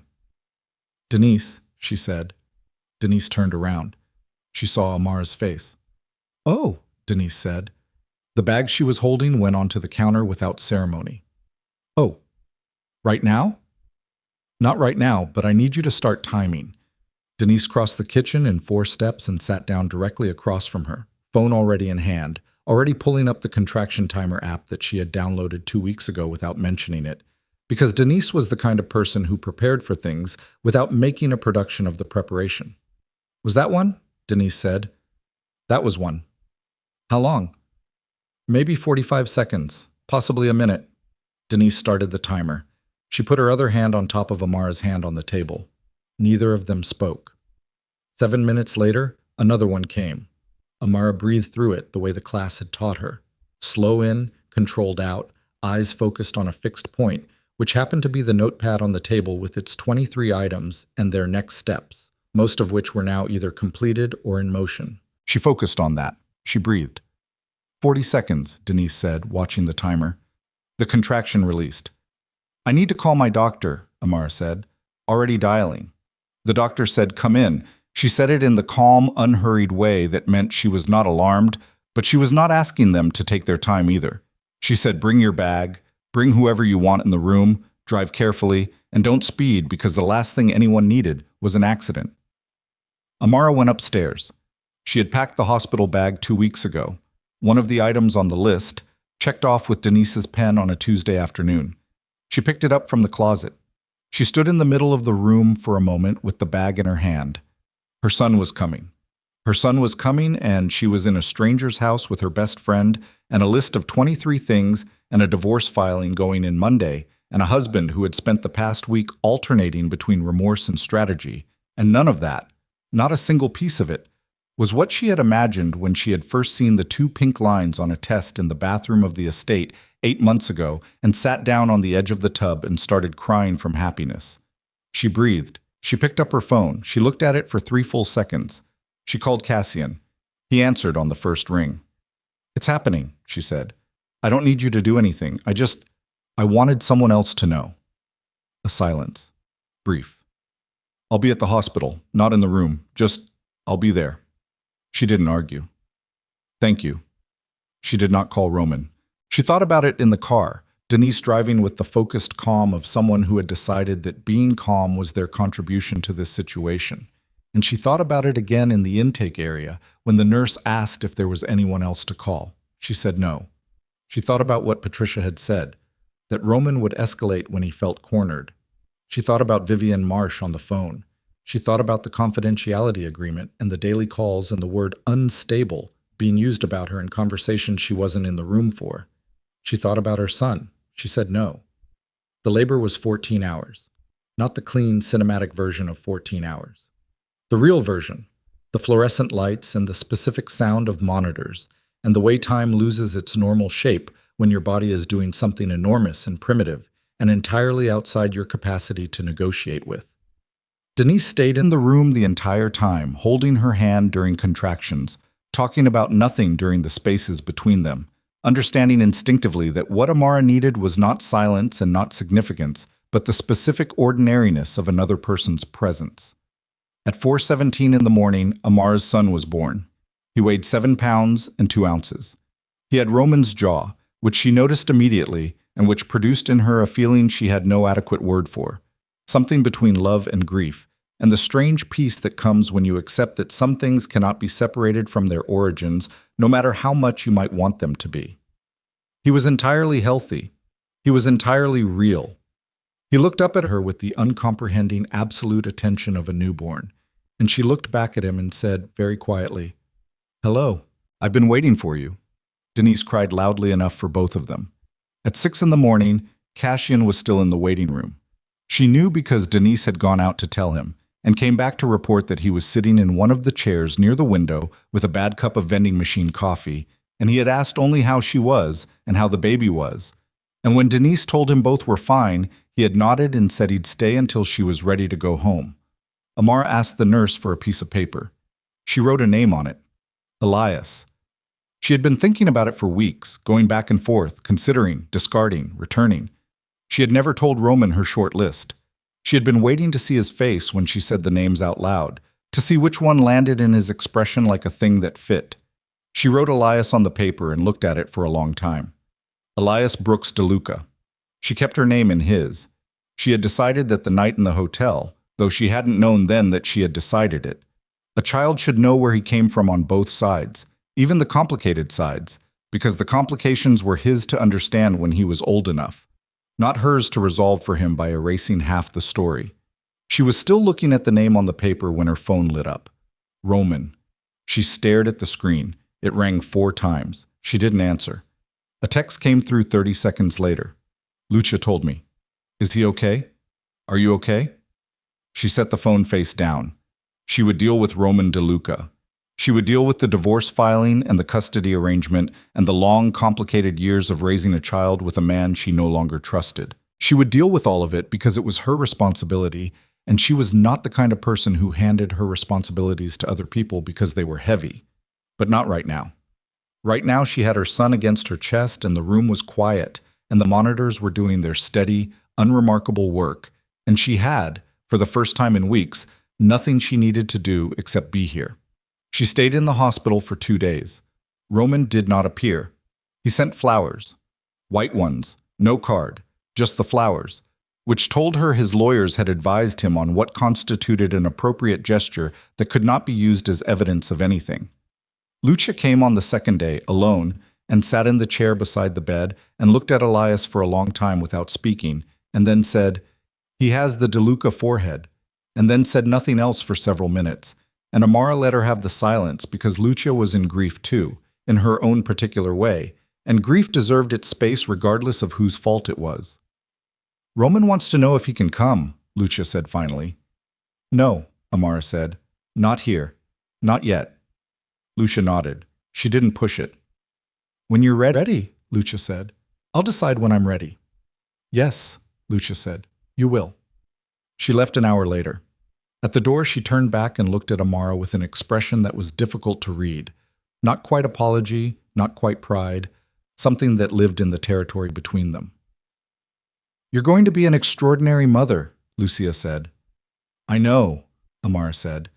It was the first time in weeks she had said something like that and meant it without having to work for it. She was home, back at Cashin's house, Elias sleeping in the portable crib that Gloria from 2 doors down had produced from her own storage the morning they returned, appearing at the back door with it, before they had even gotten the car fully unloaded, assembling it with the brisk efficiency of a woman who considered waiting for people to ask for things a waste of everyone's time. When the next thing happened. It was Monday. Patricia had filed. By Tuesday morning, Roman's legal team responded with a counterfiling that was 17 pages long and contained, in its third section, a detailed accounting of Amara's relationship with Cashin Vale, the hotel booking, the house, the frequency of contact, framed with language that stopped just short of explicit accusation, but landed the implication with the precision of a weapon designed specifically for that purpose. Patricia called at 8:15. Amara was feeding Elias. She put the phone on speaker and set it on the arm of the chair. "He's going after your character," Patricia said, "and he's going after Cassian's connection to you. They're not saying the word affair, but they are building the architecture of that suggestion on every page." "Can they make it stick?" Amara said. "Not in court, but that's not entirely the point. The point is to make you react, to make Cassian react, to make the narrative about your choices instead of his." "What do we do?" "We respond with facts. We document everything, every date, every communication, the specific nature of your arrangement with Cashin. We establish the timeline clearly, including when your marriage effectively ended, which was the night you found him with Vivian Marsh." A pause. "And I need you to understand something, Amara. This is going to go public. Not the courtroom, the world. Men like Roman have people. And those people talk." Amara looked down at Elias. His eyes were closed. His hand was wrapped around her finger with a grip that was, given his size, genuinely impressive. "Let it go public," she said. "Are you sure?" "If the truth goes public, the only person damaged by it is the person whose truth it is." She shifted Elias slightly. "Roman is worried about his reputation because his reputation is the foundation of everything he has. Let it go public." Patricia was quiet for a moment. Then, "I'll prepare a statement. I want you to review it before it goes anywhere. Send it today." After the call, Amara sat with Elias for a while in the quiet of the house. The morning light was coming through the window at the angle it came through every morning. She had learned the light in this house over the past 2 weeks, the way it moved through the rooms at different hours, the specific warmth of it in the kitchen in the afternoon. She had learned it the way you learn the details of a temporary place that is, despite itself, beginning to feel like shelter. Cassian appeared at 11. She had texted him about the counterfiling. He came in looking like a man who had already thought through the implications and arrived at a position he was comfortable with. "They're going to come after you too," she said before he sat down. "I know. Your business relationships, your reputation, Amara." He sat down at the kitchen table. He looked at her directly. "I've been in rooms with men who pointed guns at the ceiling to make a point. Roman DeLuca's lawyers putting my name in a court document is not the most frightening thing that has ever been pointed in my direction." She studied him. "It will cost you something." "Probably." "And?" He shrugged. Not carelessly, deliberately. "Some costs are worth it." She held his gaze. Outside, a car passed. Elias made a small sound in the portable crib in the next room and then went quiet again. "I need you to give Patricia a full account of our contact since that first night," she said. "Everything. Dates, communications, the arrangement with this house. Everything that can be documented, I need documented." "I already called her this morning," Cassian said. "We have an appointment this afternoon." She almost smiled. "You called her before I asked." "I anticipated that you would ask."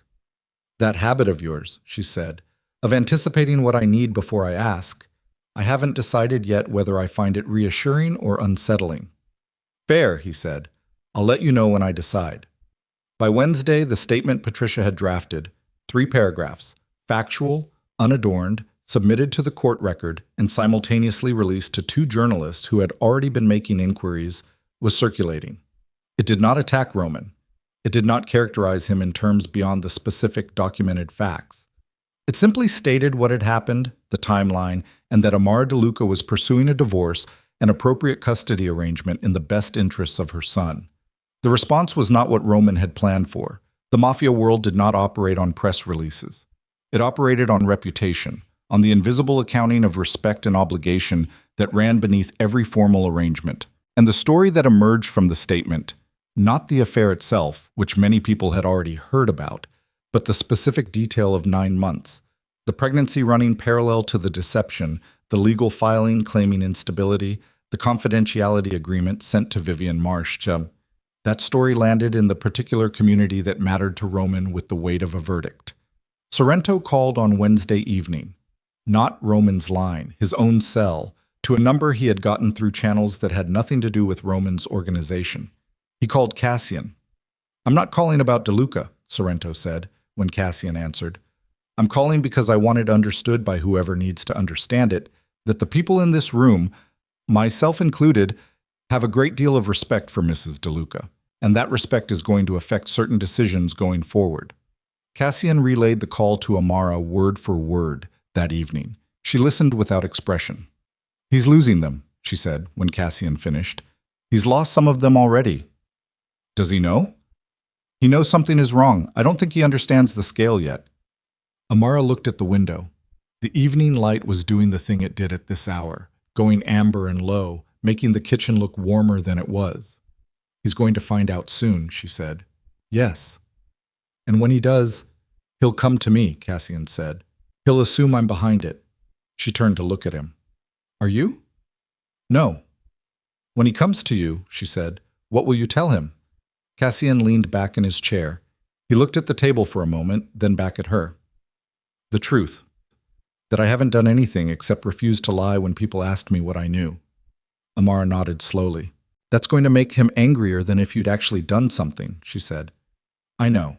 He doesn't have an enemy to blame, he just has himself." "Yes." She looked at him steadily. "Be careful, Cassian." It was the first time she had said those words to him and meant them with her whole attention, without any distance in them. He received them the same way, directly, without deflecting. "I'll be fine," he said. Roman DeLuca called Cassian on Thursday morning at 7:15. Cassian was at his own office across the city, the first time he had been there all week, catching up on the work he had let accumulate while keeping himself available. He saw the number and answered without hesitation. "Roman," he said. "Where is she?" Not a question. The specific flat tone of a man who has been awake for a long time and has moved past asking into something harder. "I'm not going to tell you that." A silence. The particular silence of a man controlling himself by significant effort. "Cassian, I'm going to say this once. Whatever you think you're doing—" "I'm not doing anything," Cassian said. "I'm answering your call. That's the extent of it." "You're in my house." Roman's voice fractured slightly on the word house before repairing itself. "You're in my marriage. You're in rooms with my son." She needed a safe place to stay. I provided one. She needed a lawyer. I gave her a name. That's the entire accounting of what I've done. "You expect me to believe—" "I don't expect anything from you." Cassian's voice stayed level, not cold. Level, which was different. The voice of a man who had decided ahead of time where his lines were and was not moving them. "But I'll tell you what I told Marcus Webb and Frank Bello and everyone else who's asked me about this situation. Amara DeLuca is one of the finest people I have ever known. What you did to her was a specific and documented betrayal. And every person who has asked me about it, I have told them exactly that." Another silence, longer this time. "You think you're the good man in this story," Roman said. "I don't think about it in those terms." "You should." His voice had shifted, lower. The particular register that people who knew Roman DeLuca understood as the one that preceded consequences. Because you are standing in the middle of something that does not belong to you. And men who stand in the middle of things that don't belong to them have a history of getting hurt. Cassian was quiet for a moment.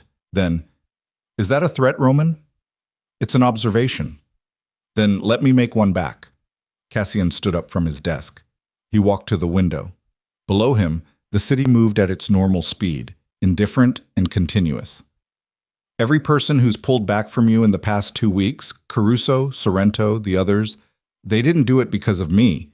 They did it because they're men who've spent their entire lives operating on the premise that your word means something, and they just found out what your word is actually worth. I didn't tell them that. You did. Over 9 months. One morning at a time. The line was silent. You want an enemy, Cassian said. I'm not one. You did this to yourself. He heard Roman's breathing on the other end of the line, controlled, barely. Stay away from my son, Roman said. That's between you and your attorney and Amara, Cassian said. I have nothing to do with it. Roman hung up. Cassian stood at the window with the phone in his hand for a moment. Then he called Amara. She answered on the second ring. He told her about the call. He told her every word of it, including the observation about men who stand in the middle of things. She was quiet when he finished. He could hear Elias in the background making the small exploratory sounds that newborns make when they are awake and uncertain about the world. He threatened you, she said. He made an observation. Cassian. I know what it was, he said. I'm not frightened of him. I need you to take it seriously. I am taking it seriously. Taking it seriously and being frightened of it are different things. Another silence. He heard her shift, a small sound, the sound of someone adjusting position while holding something. I'm going to call Patricia and tell her about this call, she said. That's a good idea. And then I'm going to call you back. She hung up. Cassian put his phone on the desk. He looked at the city. He thought about what Roman had said. You think you're the good man in this story. He turned the sentence over. He thought about it with the particular honesty that the question deserved. He didn't know if he was a good man in any universal sense. He knew that he had not lied. He knew that he had done what he would have done for any person he cared about who had needed help. He knew that he had been careful, precisely careful, to keep his actions inside the boundary of what was genuinely useful rather than what made him feel significant. He had asked himself more than once in the past 2 weeks whether his presence in this situation was truly about Amara and the baby, or whether it was about some older, quieter feeling that he had never allowed to the surface because the surface had always been occupied by her marriage. He didn't have a clean answer to that.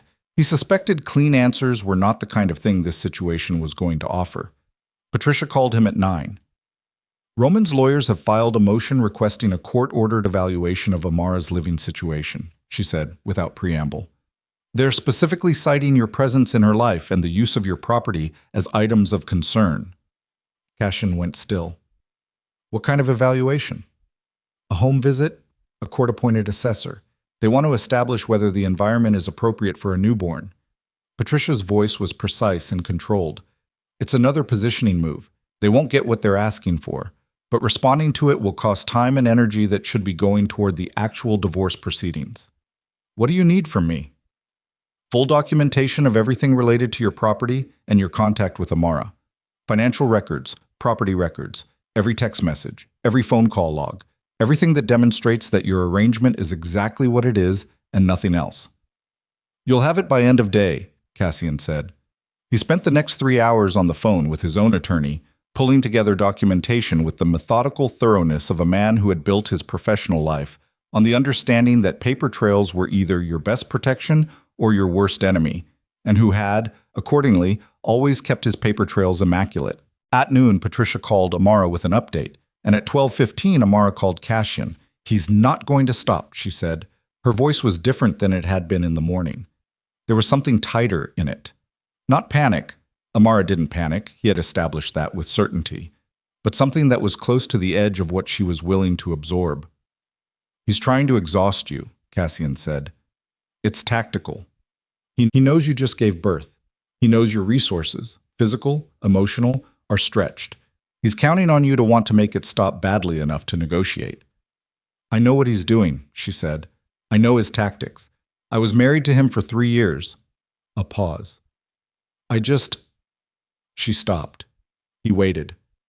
I just thought, she said carefully, that the moment he saw Elias, the moment he held his son, something would shift, that the human part of him would override the strategic part. Maybe it will, Cassian said.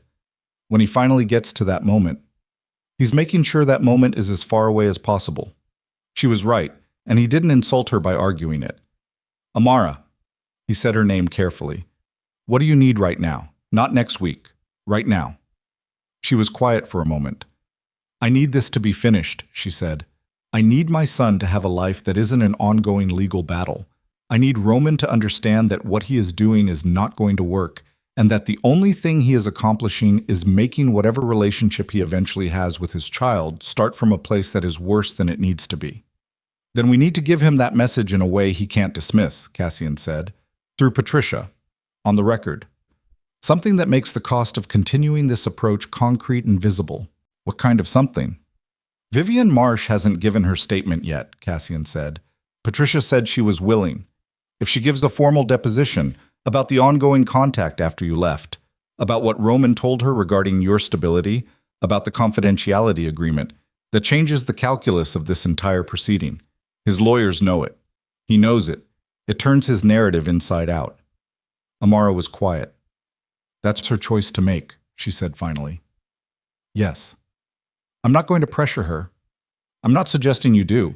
I'm suggesting Patricia reach out through proper channels and let Vivian understand what her statement could mean for the case. She already called you once.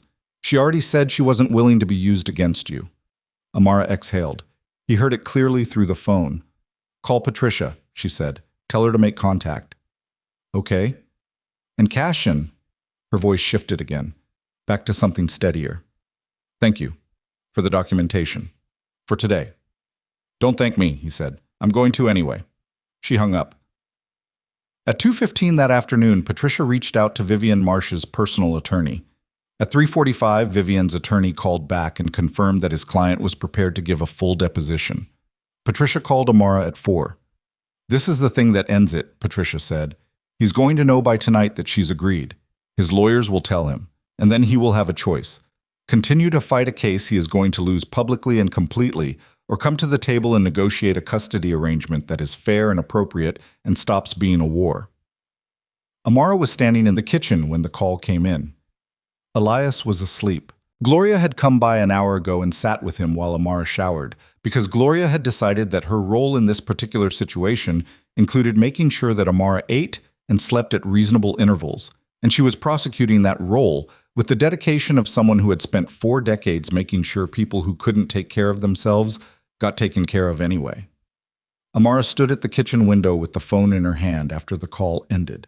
The late afternoon light was doing its amber thing again. The street outside was quiet. Somewhere 2 doors down, she could hear the faint sound of Gloria's television through the window. She always left cracked even in November, the particular habit of a woman who had spent years in loud hospitals and now needed the background noise of the world to feel like things were moving normally. Amara thought about Patricia's words. This is the thing that ends it. She wanted to believe that. She understood why it was true. The logic was clear. The legal pressure was real.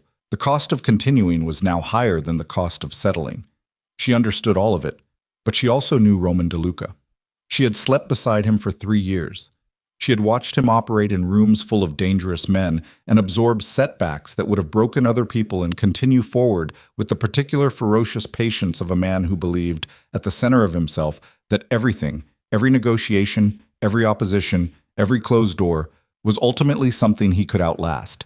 She knew that the moment Patricia's call reached his lawyers, Roman would do exactly what Patricia predicted, calculate the cost. He would calculate it the way he calculated everything, with precision and pragmatism and the cold efficiency of a man who had built an empire on cutting losses at exactly the right moment. But she also knew that the calculation would take him somewhere he had never been before. Because Roman DeLuca had never before been in a situation where the loss was not a business, not a territory, not a negotiation that could be reopened in 6 months. He had never before been calculating the cost of losing something that could not be rebuilt or replaced or restructured. He had never before sat with a ledger that had his son's name in it. That calculation, she thought, would feel different than any he had made before. Whether it would change him, whether it was even possible, at this point, for him to be changed by it, she genuinely did not know. Her phone buzzed. A text. Not Roman, not Patricia, not Cassian. Lucia. He is coming to you tonight. I could not stop him. I am sorry. Please be safe. Amara read it twice. Then she put the phone down on the kitchen counter and stood very still for a moment, feeling her heartbeat adjust. Not accelerate exactly, but become more deliberate, more present, the way a heartbeat does when the body understands that something is about to require everything. Amara read Lucia's text one more time and then set the phone face down on the counter with the deliberate calm of someone who has decided that the body's response to fear is not the same thing as fear itself. She called Cassian. "Lucia says he's coming tonight," she said when he answered. A silence that lasted exactly 2 seconds. "How long do you think you have?" "She didn't say. An hour. Maybe less. I'm coming over." "No." She said it cleanly. "I need you to stay where you are. Amara, listen to me." She pressed her free hand flat on the counter. "If you're here when he arrives, he will make this about you.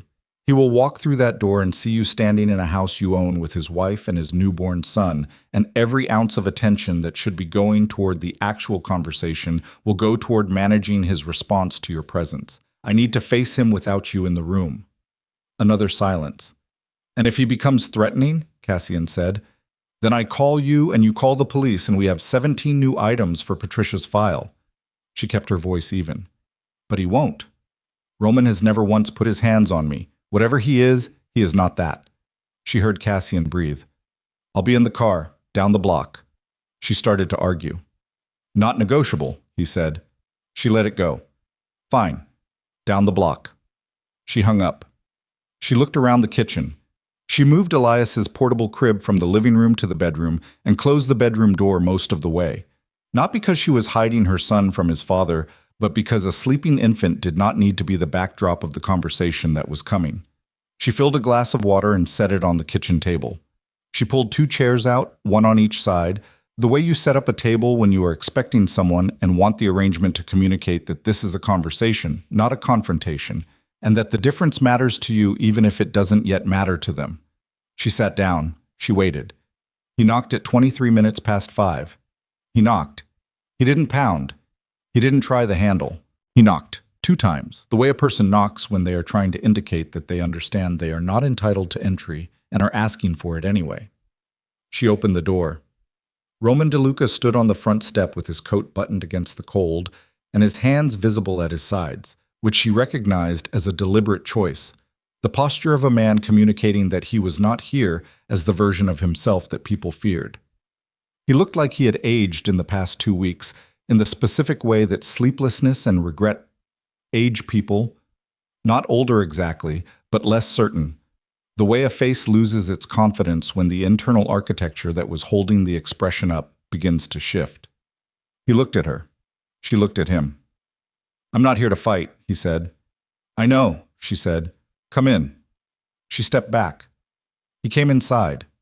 He looked at the house, the kitchen, the table with its 2 chairs, the glass of water she had set out, and she watched him take it in with the expression of a man reading a room for information, which was a habit so deep in him it probably operated without his awareness. "Sit down," she said. He sat. She sat across from him. He put his hands on the table, not folded, just placed there, flat, like he was trying to keep them visible on purpose. "Elias," he said. "He's sleeping, in the other room." Something moved through his face. It was brief and not entirely controlled, the thing that moved, a loosening around the eyes, a compression at the jaw, the involuntary response of a man who has been holding himself together through will alone, and just heard his son's name said out loud by the person who chose it. "Can I—" He stopped. "Not tonight," she said. "Tonight we talk. Everything else comes after." He nodded. He pressed his lips together and nodded, and she could see the cost of that, the particular cost of a man who gets what he wants by force, or by fear, or by the sheer accumulated weight of his reputation, accepting that none of those tools are available to him in this kitchen, at this table, across from this woman who is waiting with her hands folded and her face composed and absolutely no intention of filling the silence for him. "I know what Vivian is doing," he said. "The deposition." "Good." "I know what it means for the case." "Good." He looked at her directly. "I'm not here to stop it." That surprised her. She didn't show it, but it did. A small internal shift, the recalibration of an expectation. "Then why are you here?" she said. He was quiet for a moment. His jaw worked. He looked at the table and then back at her, and what she saw in his face now was something she had not expected and did not entirely know what to do with. Not strategy, not the calculation she had been braced for, but something rawer than that. Something that looked, in spite of everything, like a man trying to tell the truth. "Because my lawyers are going to tell me tomorrow to come to the table," he said. "They're going to lay out the numbers and the timeline and explain to me in very specific terms why continuing to fight this is going to cost me more than settling. And I'm going to sit there and listen to them, and then I'm going to agree. Because I'm not a fool, and I understand what the Vivian deposition does to my position." He paused. "And I didn't want the first time I said what I need to say to you to be mediated through lawyers and court documents and official language that makes everything sound like a transaction." Amara looked at him. "So say it," she said. He put his hands flat on the table and looked at them for a moment. A long moment. I destroyed something that was the best thing in my life," he said. "Not because Vivian was better. Not because anything was missing from what we had. I did it because I have spent my entire existence taking things that were good and testing them, pushing them, seeing how far they would hold. Because I never genuinely believed that anything good was built to last, and I needed to prove myself right. And you were so—" He stopped. His voice had developed a roughness in the last word that he hadn't intended and was now working against. "You were so certain. You loved me with this absolute, clear-eyed certainty that I didn't know what to do with it. I didn't know how to be inside something that felt that permanent." The kitchen was very quiet. Amara let the quiet stand for a moment. She did not fill it with reassurance or with counter-argument or with the very specific anger she had every right to feel. She let it stand because she needed to hear whether there was more. "So you burned it down," she said. "Yes." "To prove that it would burn." He exhaled. "Yes. That's—" He shook his head. "That's what it was. I didn't understand it while I was doing it. I understand it now, and the understanding is not worth anything because it comes too late to change what I did." She studied him. She studied the specific quality of his stillness, the way his hands lay on the table without tension, the way his eyes stayed on her face without the flicker of someone monitoring their own performance. She had been in enough conversations with Roman to know the difference between what he looked like when he was managing a situation and what he looked like when he had stopped. He had stopped. "Roman," she said carefully, "I'm going to say something and I need you to hear it completely. Not the part that might feel like hope. The whole thing." He nodded. "I believe you," she said. "I believe that what you just said is true, and I believe you understand it. And I also know that understanding something and having earned the right to be trusted with it are entirely different things." She kept her voice level, not cold, level. "I am not coming back. That is not a negotiating position. It is not a phase. I am not saying it to hurt you or to punish you or to leverage the divorce proceedings. It is simply the truth of where I am. Do you understand that?" "Yes," he said, quietly. "And Elias," she pressed on, "Elias is going to know his father. I told you that in the hotel lobby, and I meant it. But what kind of father you are to him, that depends entirely on the choices you make from this night forward, not the choices you made before. Those are done. The choices you make now." Roman was looking at her with an expression she had never seen on his face before. Not in 3 years of marriage, not in all the dinners and the early mornings and the dark weeks when his empire had been under pressure and she had sat beside him and held the line of their ordinary life steady because someone had to. She had never seen this particular expression. It was the face of a man who has no defense left. Not the posture of defeat. Roman would never wear defeat like an outfit, but something quieter than that. The face of a man standing in an empty field after the fire he started has burned everything down, understanding that the field was his, that the burning was his, and that the standing there afterward looking at it is the only honest thing left to do. "I'll tell my lawyers to settle," he said. "Whatever is fair. Whatever Patricia Hale says is appropriate for Elias, I'll agree to it. I'll tell Patricia to expect a call in the morning." He nodded. Neither of them moved for a moment. Then he said, "Can I see him?" She looked at him. She measured it. Not the question itself, but the specific way it was asked. Quiet, without pressure, without the infrastructure of leverage that had surrounded every interaction since she left. "For a few minutes," she said. "He's sleeping. You don't wake him. Okay?" She stood. He stood. She led him down the short hallway to the bedroom door and pushed it open, and they stood together in the doorway, not touching, a careful few inches of space between them. and looked at Elias sleeping in the portable crib. Roman's breathing changed. It was subtle, a slight catch, a deepening, but she heard it clearly in the quiet of the room. She watched his face in the dim light that came through the curtain, and she saw the thing happen that she had known, on some level, would happen eventually. The thing that had nothing to do with strategy or reputation or the long, complicated machinery of who Roman DeLuca had made himself into. His son was real. She watched it land on him. The reality of the small, breathing, entirely specific person in the crib. The jaw that was his, the hands that were curled in the particular way Elias curled them when he slept. The weight and fact of this new human being who was half of both of them and entirely himself. Roman stood in the doorway for a long time without speaking. Then he stepped back. He pulled the door almost closed, the same way Amara did it, careful not to let it click. He walked back to the kitchen. He stood at the table for a moment and then picked up his coat, which he had draped over the back of the chair. "Thank you," he said. "Good night, Roman." He looked at her one more time. A long look, the kind that contains things that words have already failed at. Then he walked to the front door and opened it and went out into the November dark, and she heard his footsteps on the path, and then the sound of a car door and an engine, and then nothing. She locked the front door.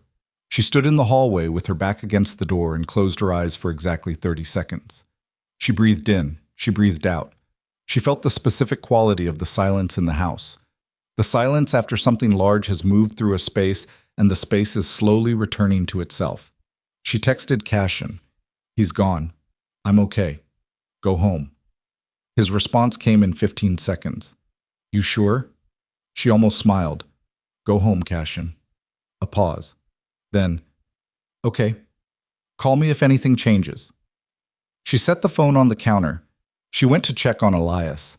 He was still sleeping, entirely undisturbed, his chest rising and falling with the profound, absolute calm of someone who has not yet learned that the world is complicated and is still entirely inside the phase of existence where warmth and proximity are the whole of what matters.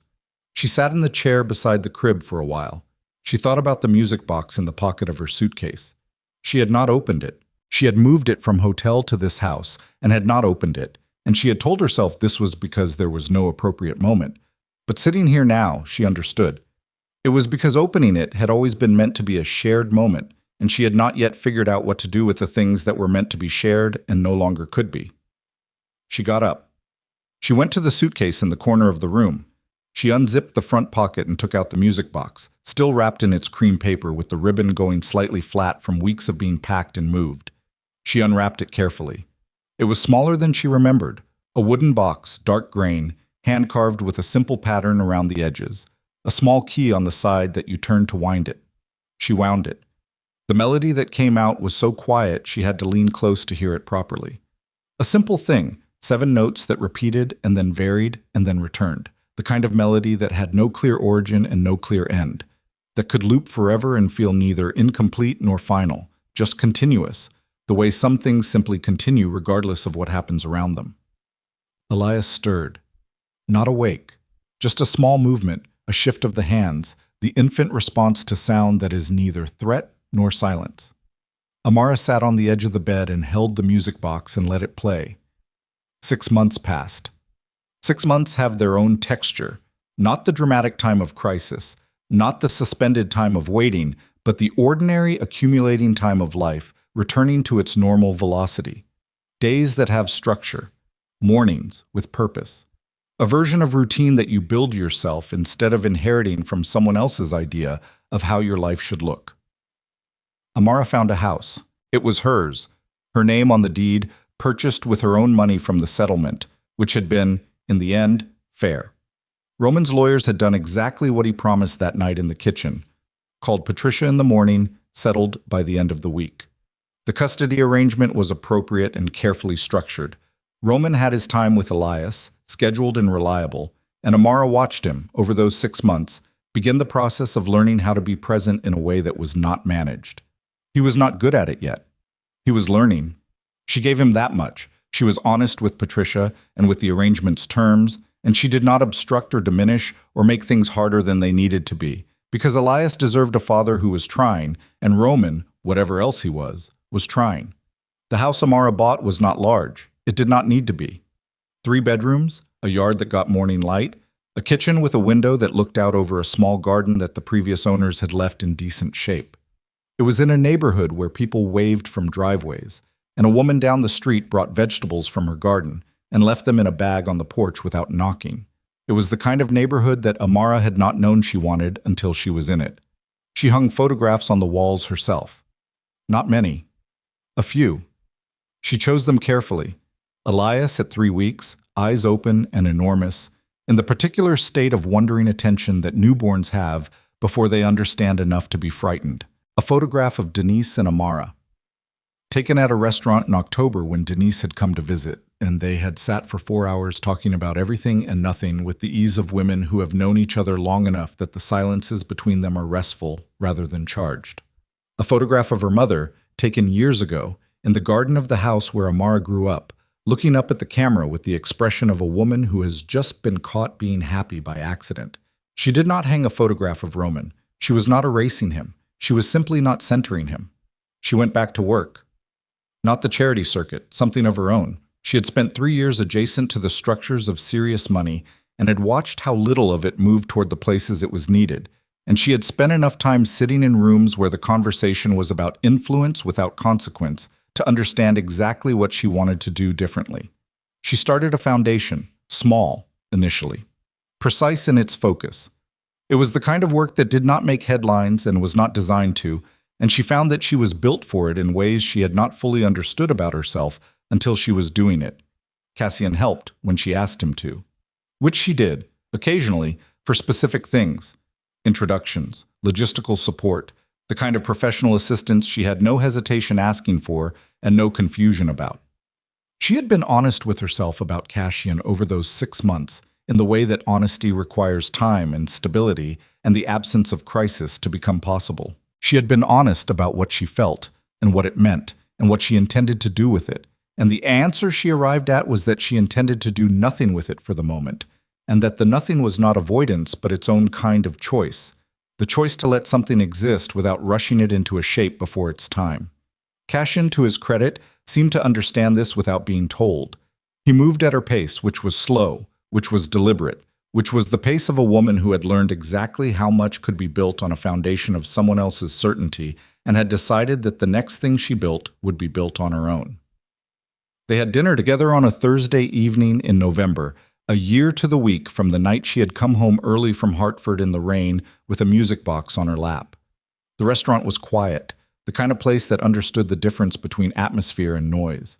They talked through the whole meal, about the foundation, about a book she had been reading, about a decision Elias had recently made regarding solid food that had resulted in an expression of absolute outrage so specific and so complete that Amara had laughed until she cried, genuinely cried, the good kind.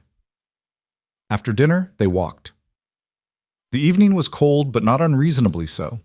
The clean cold of late autumn that asks something of you rather than simply descending.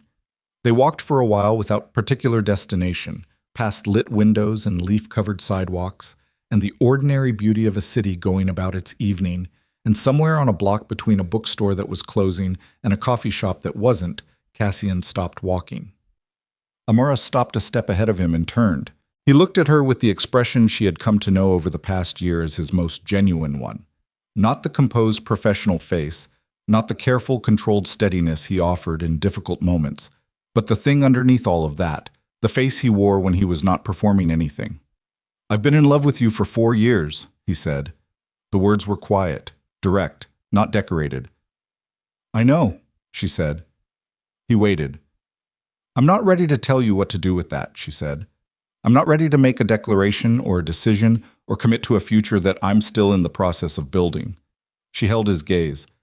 "What I can tell you is that I trust you, and that trust is not a small thing for me right now. It might be the most significant thing I have to offer anyone at this point in my life." Cassian was quiet for a moment.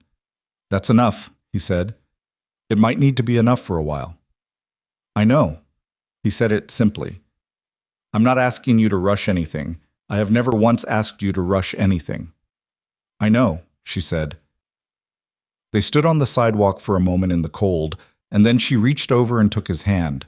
Not romantically, or not only romantically, but the way you take someone's hand when you want them to understand that your presence is intentional, that you are here on purpose, that the choosing of them is real even if the fullness of it has not yet arrived. He held her hand. They kept walking. In a large estate on the edge of the city, Roman DeLuca sat in the room that had been designated as the nursery before Amara left. He had not changed it. The curtains were still in their packaging in the corner. She had told him to take the music box or throw it away, and he had taken it instead, and it sat on the shelf in this room where nothing else had been unpacked or arranged, because he had not been able to make himself finish a room that had been abandoned mid-becoming. He came here sometimes when the house was quiet. Not often. Just sometimes. He had Elias every other weekend, and on those weekends the house was entirely different, full of the particular aliveness of an infant who was becoming, month by month, more visibly a person with opinions and preferences, and the specific humor of a child who was finding out that faces were funny. Roman had learned things about himself in those weekends that he had not anticipated learning. He had learned that he was capable of patience he didn't know he owned. He had learned that the quality of attention he had always spent on building power could be redirected entirely toward something the size of a person who weighed less than 10 pounds, and whose approval could not be negotiated for or purchased or obtained by reputation. He had learned that being helpless in front of his son's needs and his son's moods and his son's complete indifference to anything Roman had ever accomplished, being genuinely helpless, in a way that had no strategy underneath it, was the most honest he had felt in years. He was not a changed man. He understood that transformation of that kind was not something that happened because the cost of not changing had finally become clear. He was the same man, with the same history and the same instincts and the same long record of choices that had led him here, to this room, to this particular shape of loss. What had changed was what he understood about himself. And understanding, he was slowly learning, was not the same as transformation. But it was perhaps the beginning of it, if you were willing to treat it that way, rather than using it as raw material for a more sophisticated performance of the same person. He was not sure yet which one he was doing. He thought about Amara's face in the kitchen doorway on the night he had come to the house, the specific quality of her stillness. He had been in rooms with men who were afraid of him, and men who weren't, and men who were pretending not to be. And he understood stillness as a register of many different internal states. Amara's stillness that night had been none of those things. It had been the stillness of a woman who had already completed the most difficult internal work and was now simply waiting for the external situation to catch up with what she already knew. He had spent 3 years next to that quality in her and had not understood what he was next to. He understood it now.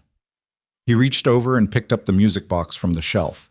He turned the small key on its side. The melody came out thin and clear in the empty room. 7 notes, repeating, the kind of thing that asked nothing of the listener, that simply continued in its small, certain way, regardless of the room it was in or the person who wound it. He sat with it for a while. Then he set it back on the shelf and turned off the light and closed the door behind him and walked back through the house toward the rooms where the night was already waiting for him with all its ordinary quiet. Elsewhere, in a house with morning light in the garden and photographs chosen carefully, and a yard where Elias had recently discovered grass, with the full-body astonishment of someone encountering grass for the first time, Amara Brooks sat at her kitchen table in the early dark before her son woke up and drank her coffee and looked at her hands. They were steady. They had been steady for a while now. She had noticed it the same way you notice things that have quietly become true. Not in the moment they change, but in the later moment when you realize they already have. Outside, the street was still. A light came on in the house across the way. A car moved slowly through the intersection at the end of the block, its headlights sweeping brief and soft across the front of her house, and then passing on. She picked up the coffee cup. She drank from it. She thought about the music box, which was upstairs in Elias's room now, on the shelf above the crib, with the curtains she had eventually ordered again in the same color, because the curtains had been her choice, and she had seen no reason to punish a good choice for the company it had once kept. She wound the music box for Elias sometimes, when he was restless, and he had developed the specific response to it that infants develop to familiar sounds, a stilling, a turning of attention toward it, a brief gravity before the distraction of something else caught him and pulled him forward. She thought about the night she had walked out of the estate, the rain, the gift box. The weight of the suitcase in her hand and the cold and the particular way the gate had looked, growing smaller in the rear window, until it disappeared. She thought about Denise on the phone saying, "I'll drive up tonight," and not arguing when Amara said don't, and then being on the highway within the hour anyway. She thought about Gloria appearing at the back door with a portable crib. She thought about Lucia sitting in the hospital chair and looking at Elias for a long time in silence, with grief and love occupying her face in equal and inextricable measure. She thought about Patricia Hale's voice saying, "This is the thing that ends it," with the clean certainty of someone who had been in enough endings to know one when she saw it. She thought about Cassian's hand around hers on the sidewalk the previous evening, the weight of it, the simplicity of it. She set down the coffee cup. She pressed both palms flat on the table for a moment the way she sometimes did, a habit she had developed somewhere in the past year, this pressing of her hands against solid surfaces, this small act of locating herself in relation to something real. She was here. This was her table.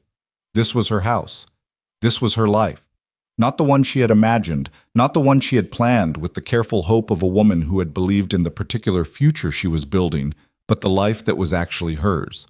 The one she had made from what remained after the thing she had trusted most turned out to be built on something she hadn't been allowed to see. She had not made it perfectly. She had made it honestly, which was harder and worth more. She heard Elias wake up. The specific sound of him, the preliminary sounds, the small escalation, the building toward the full statement that would follow in approximately 30 seconds if she didn't move. She knew his sounds now the way you know the sounds of your own house, not by study, but by inhabitation, by showing up every morning and being present for whatever the morning held. She stood up. She left her coffee cup on the table. She walked out of the kitchen and down the short hallway toward her son's room, and as she went, the house held her the way houses hold the people who have chosen them, solidly, without ceremony, with the particular reliability of something that is simply, structurally, there. She opened his door. Elias was standing in the crib. This was new. He had learned standing recently and was deploying it constantly, with the profound satisfaction of a person who has just understood that being upright changes everything about what you can see. He was holding the rail with both hands, looking at the door with the expression he wore when he was deciding whether what had just arrived was interesting or alarming, which was his primary mode of engagement with the world so far. She looked at him. He looked at her. Then his face broke into the smile she had been cataloging for 7 months. The specific smile, the one that arrived before he understood what smiling was for, that arrived simply because she had appeared, because she was the constant that organized his world, because whatever else was uncertain or new or potentially alarming, she was neither of those things. She picked him up. She held him the way she had learned to hold him, the specific angle that worked for his weight and her arms, the small adjustment she made automatically now, without thinking about it. The way you learn the geometry of a person you carry every day until the carrying becomes part of your own physical vocabulary. She carried him to the window. Outside, the morning was beginning in its unhurried way. The light coming up slow and even, the street still mostly quiet, a single bird making its repetitive point in the tree at the edge of the yard. "Good morning," she said to him. He grabbed her collar with one hand and looked out the window with the focused attention of someone taking a full inventory of a world that is each day slightly more legible than the day before. She looked out the window with him. The light kept coming.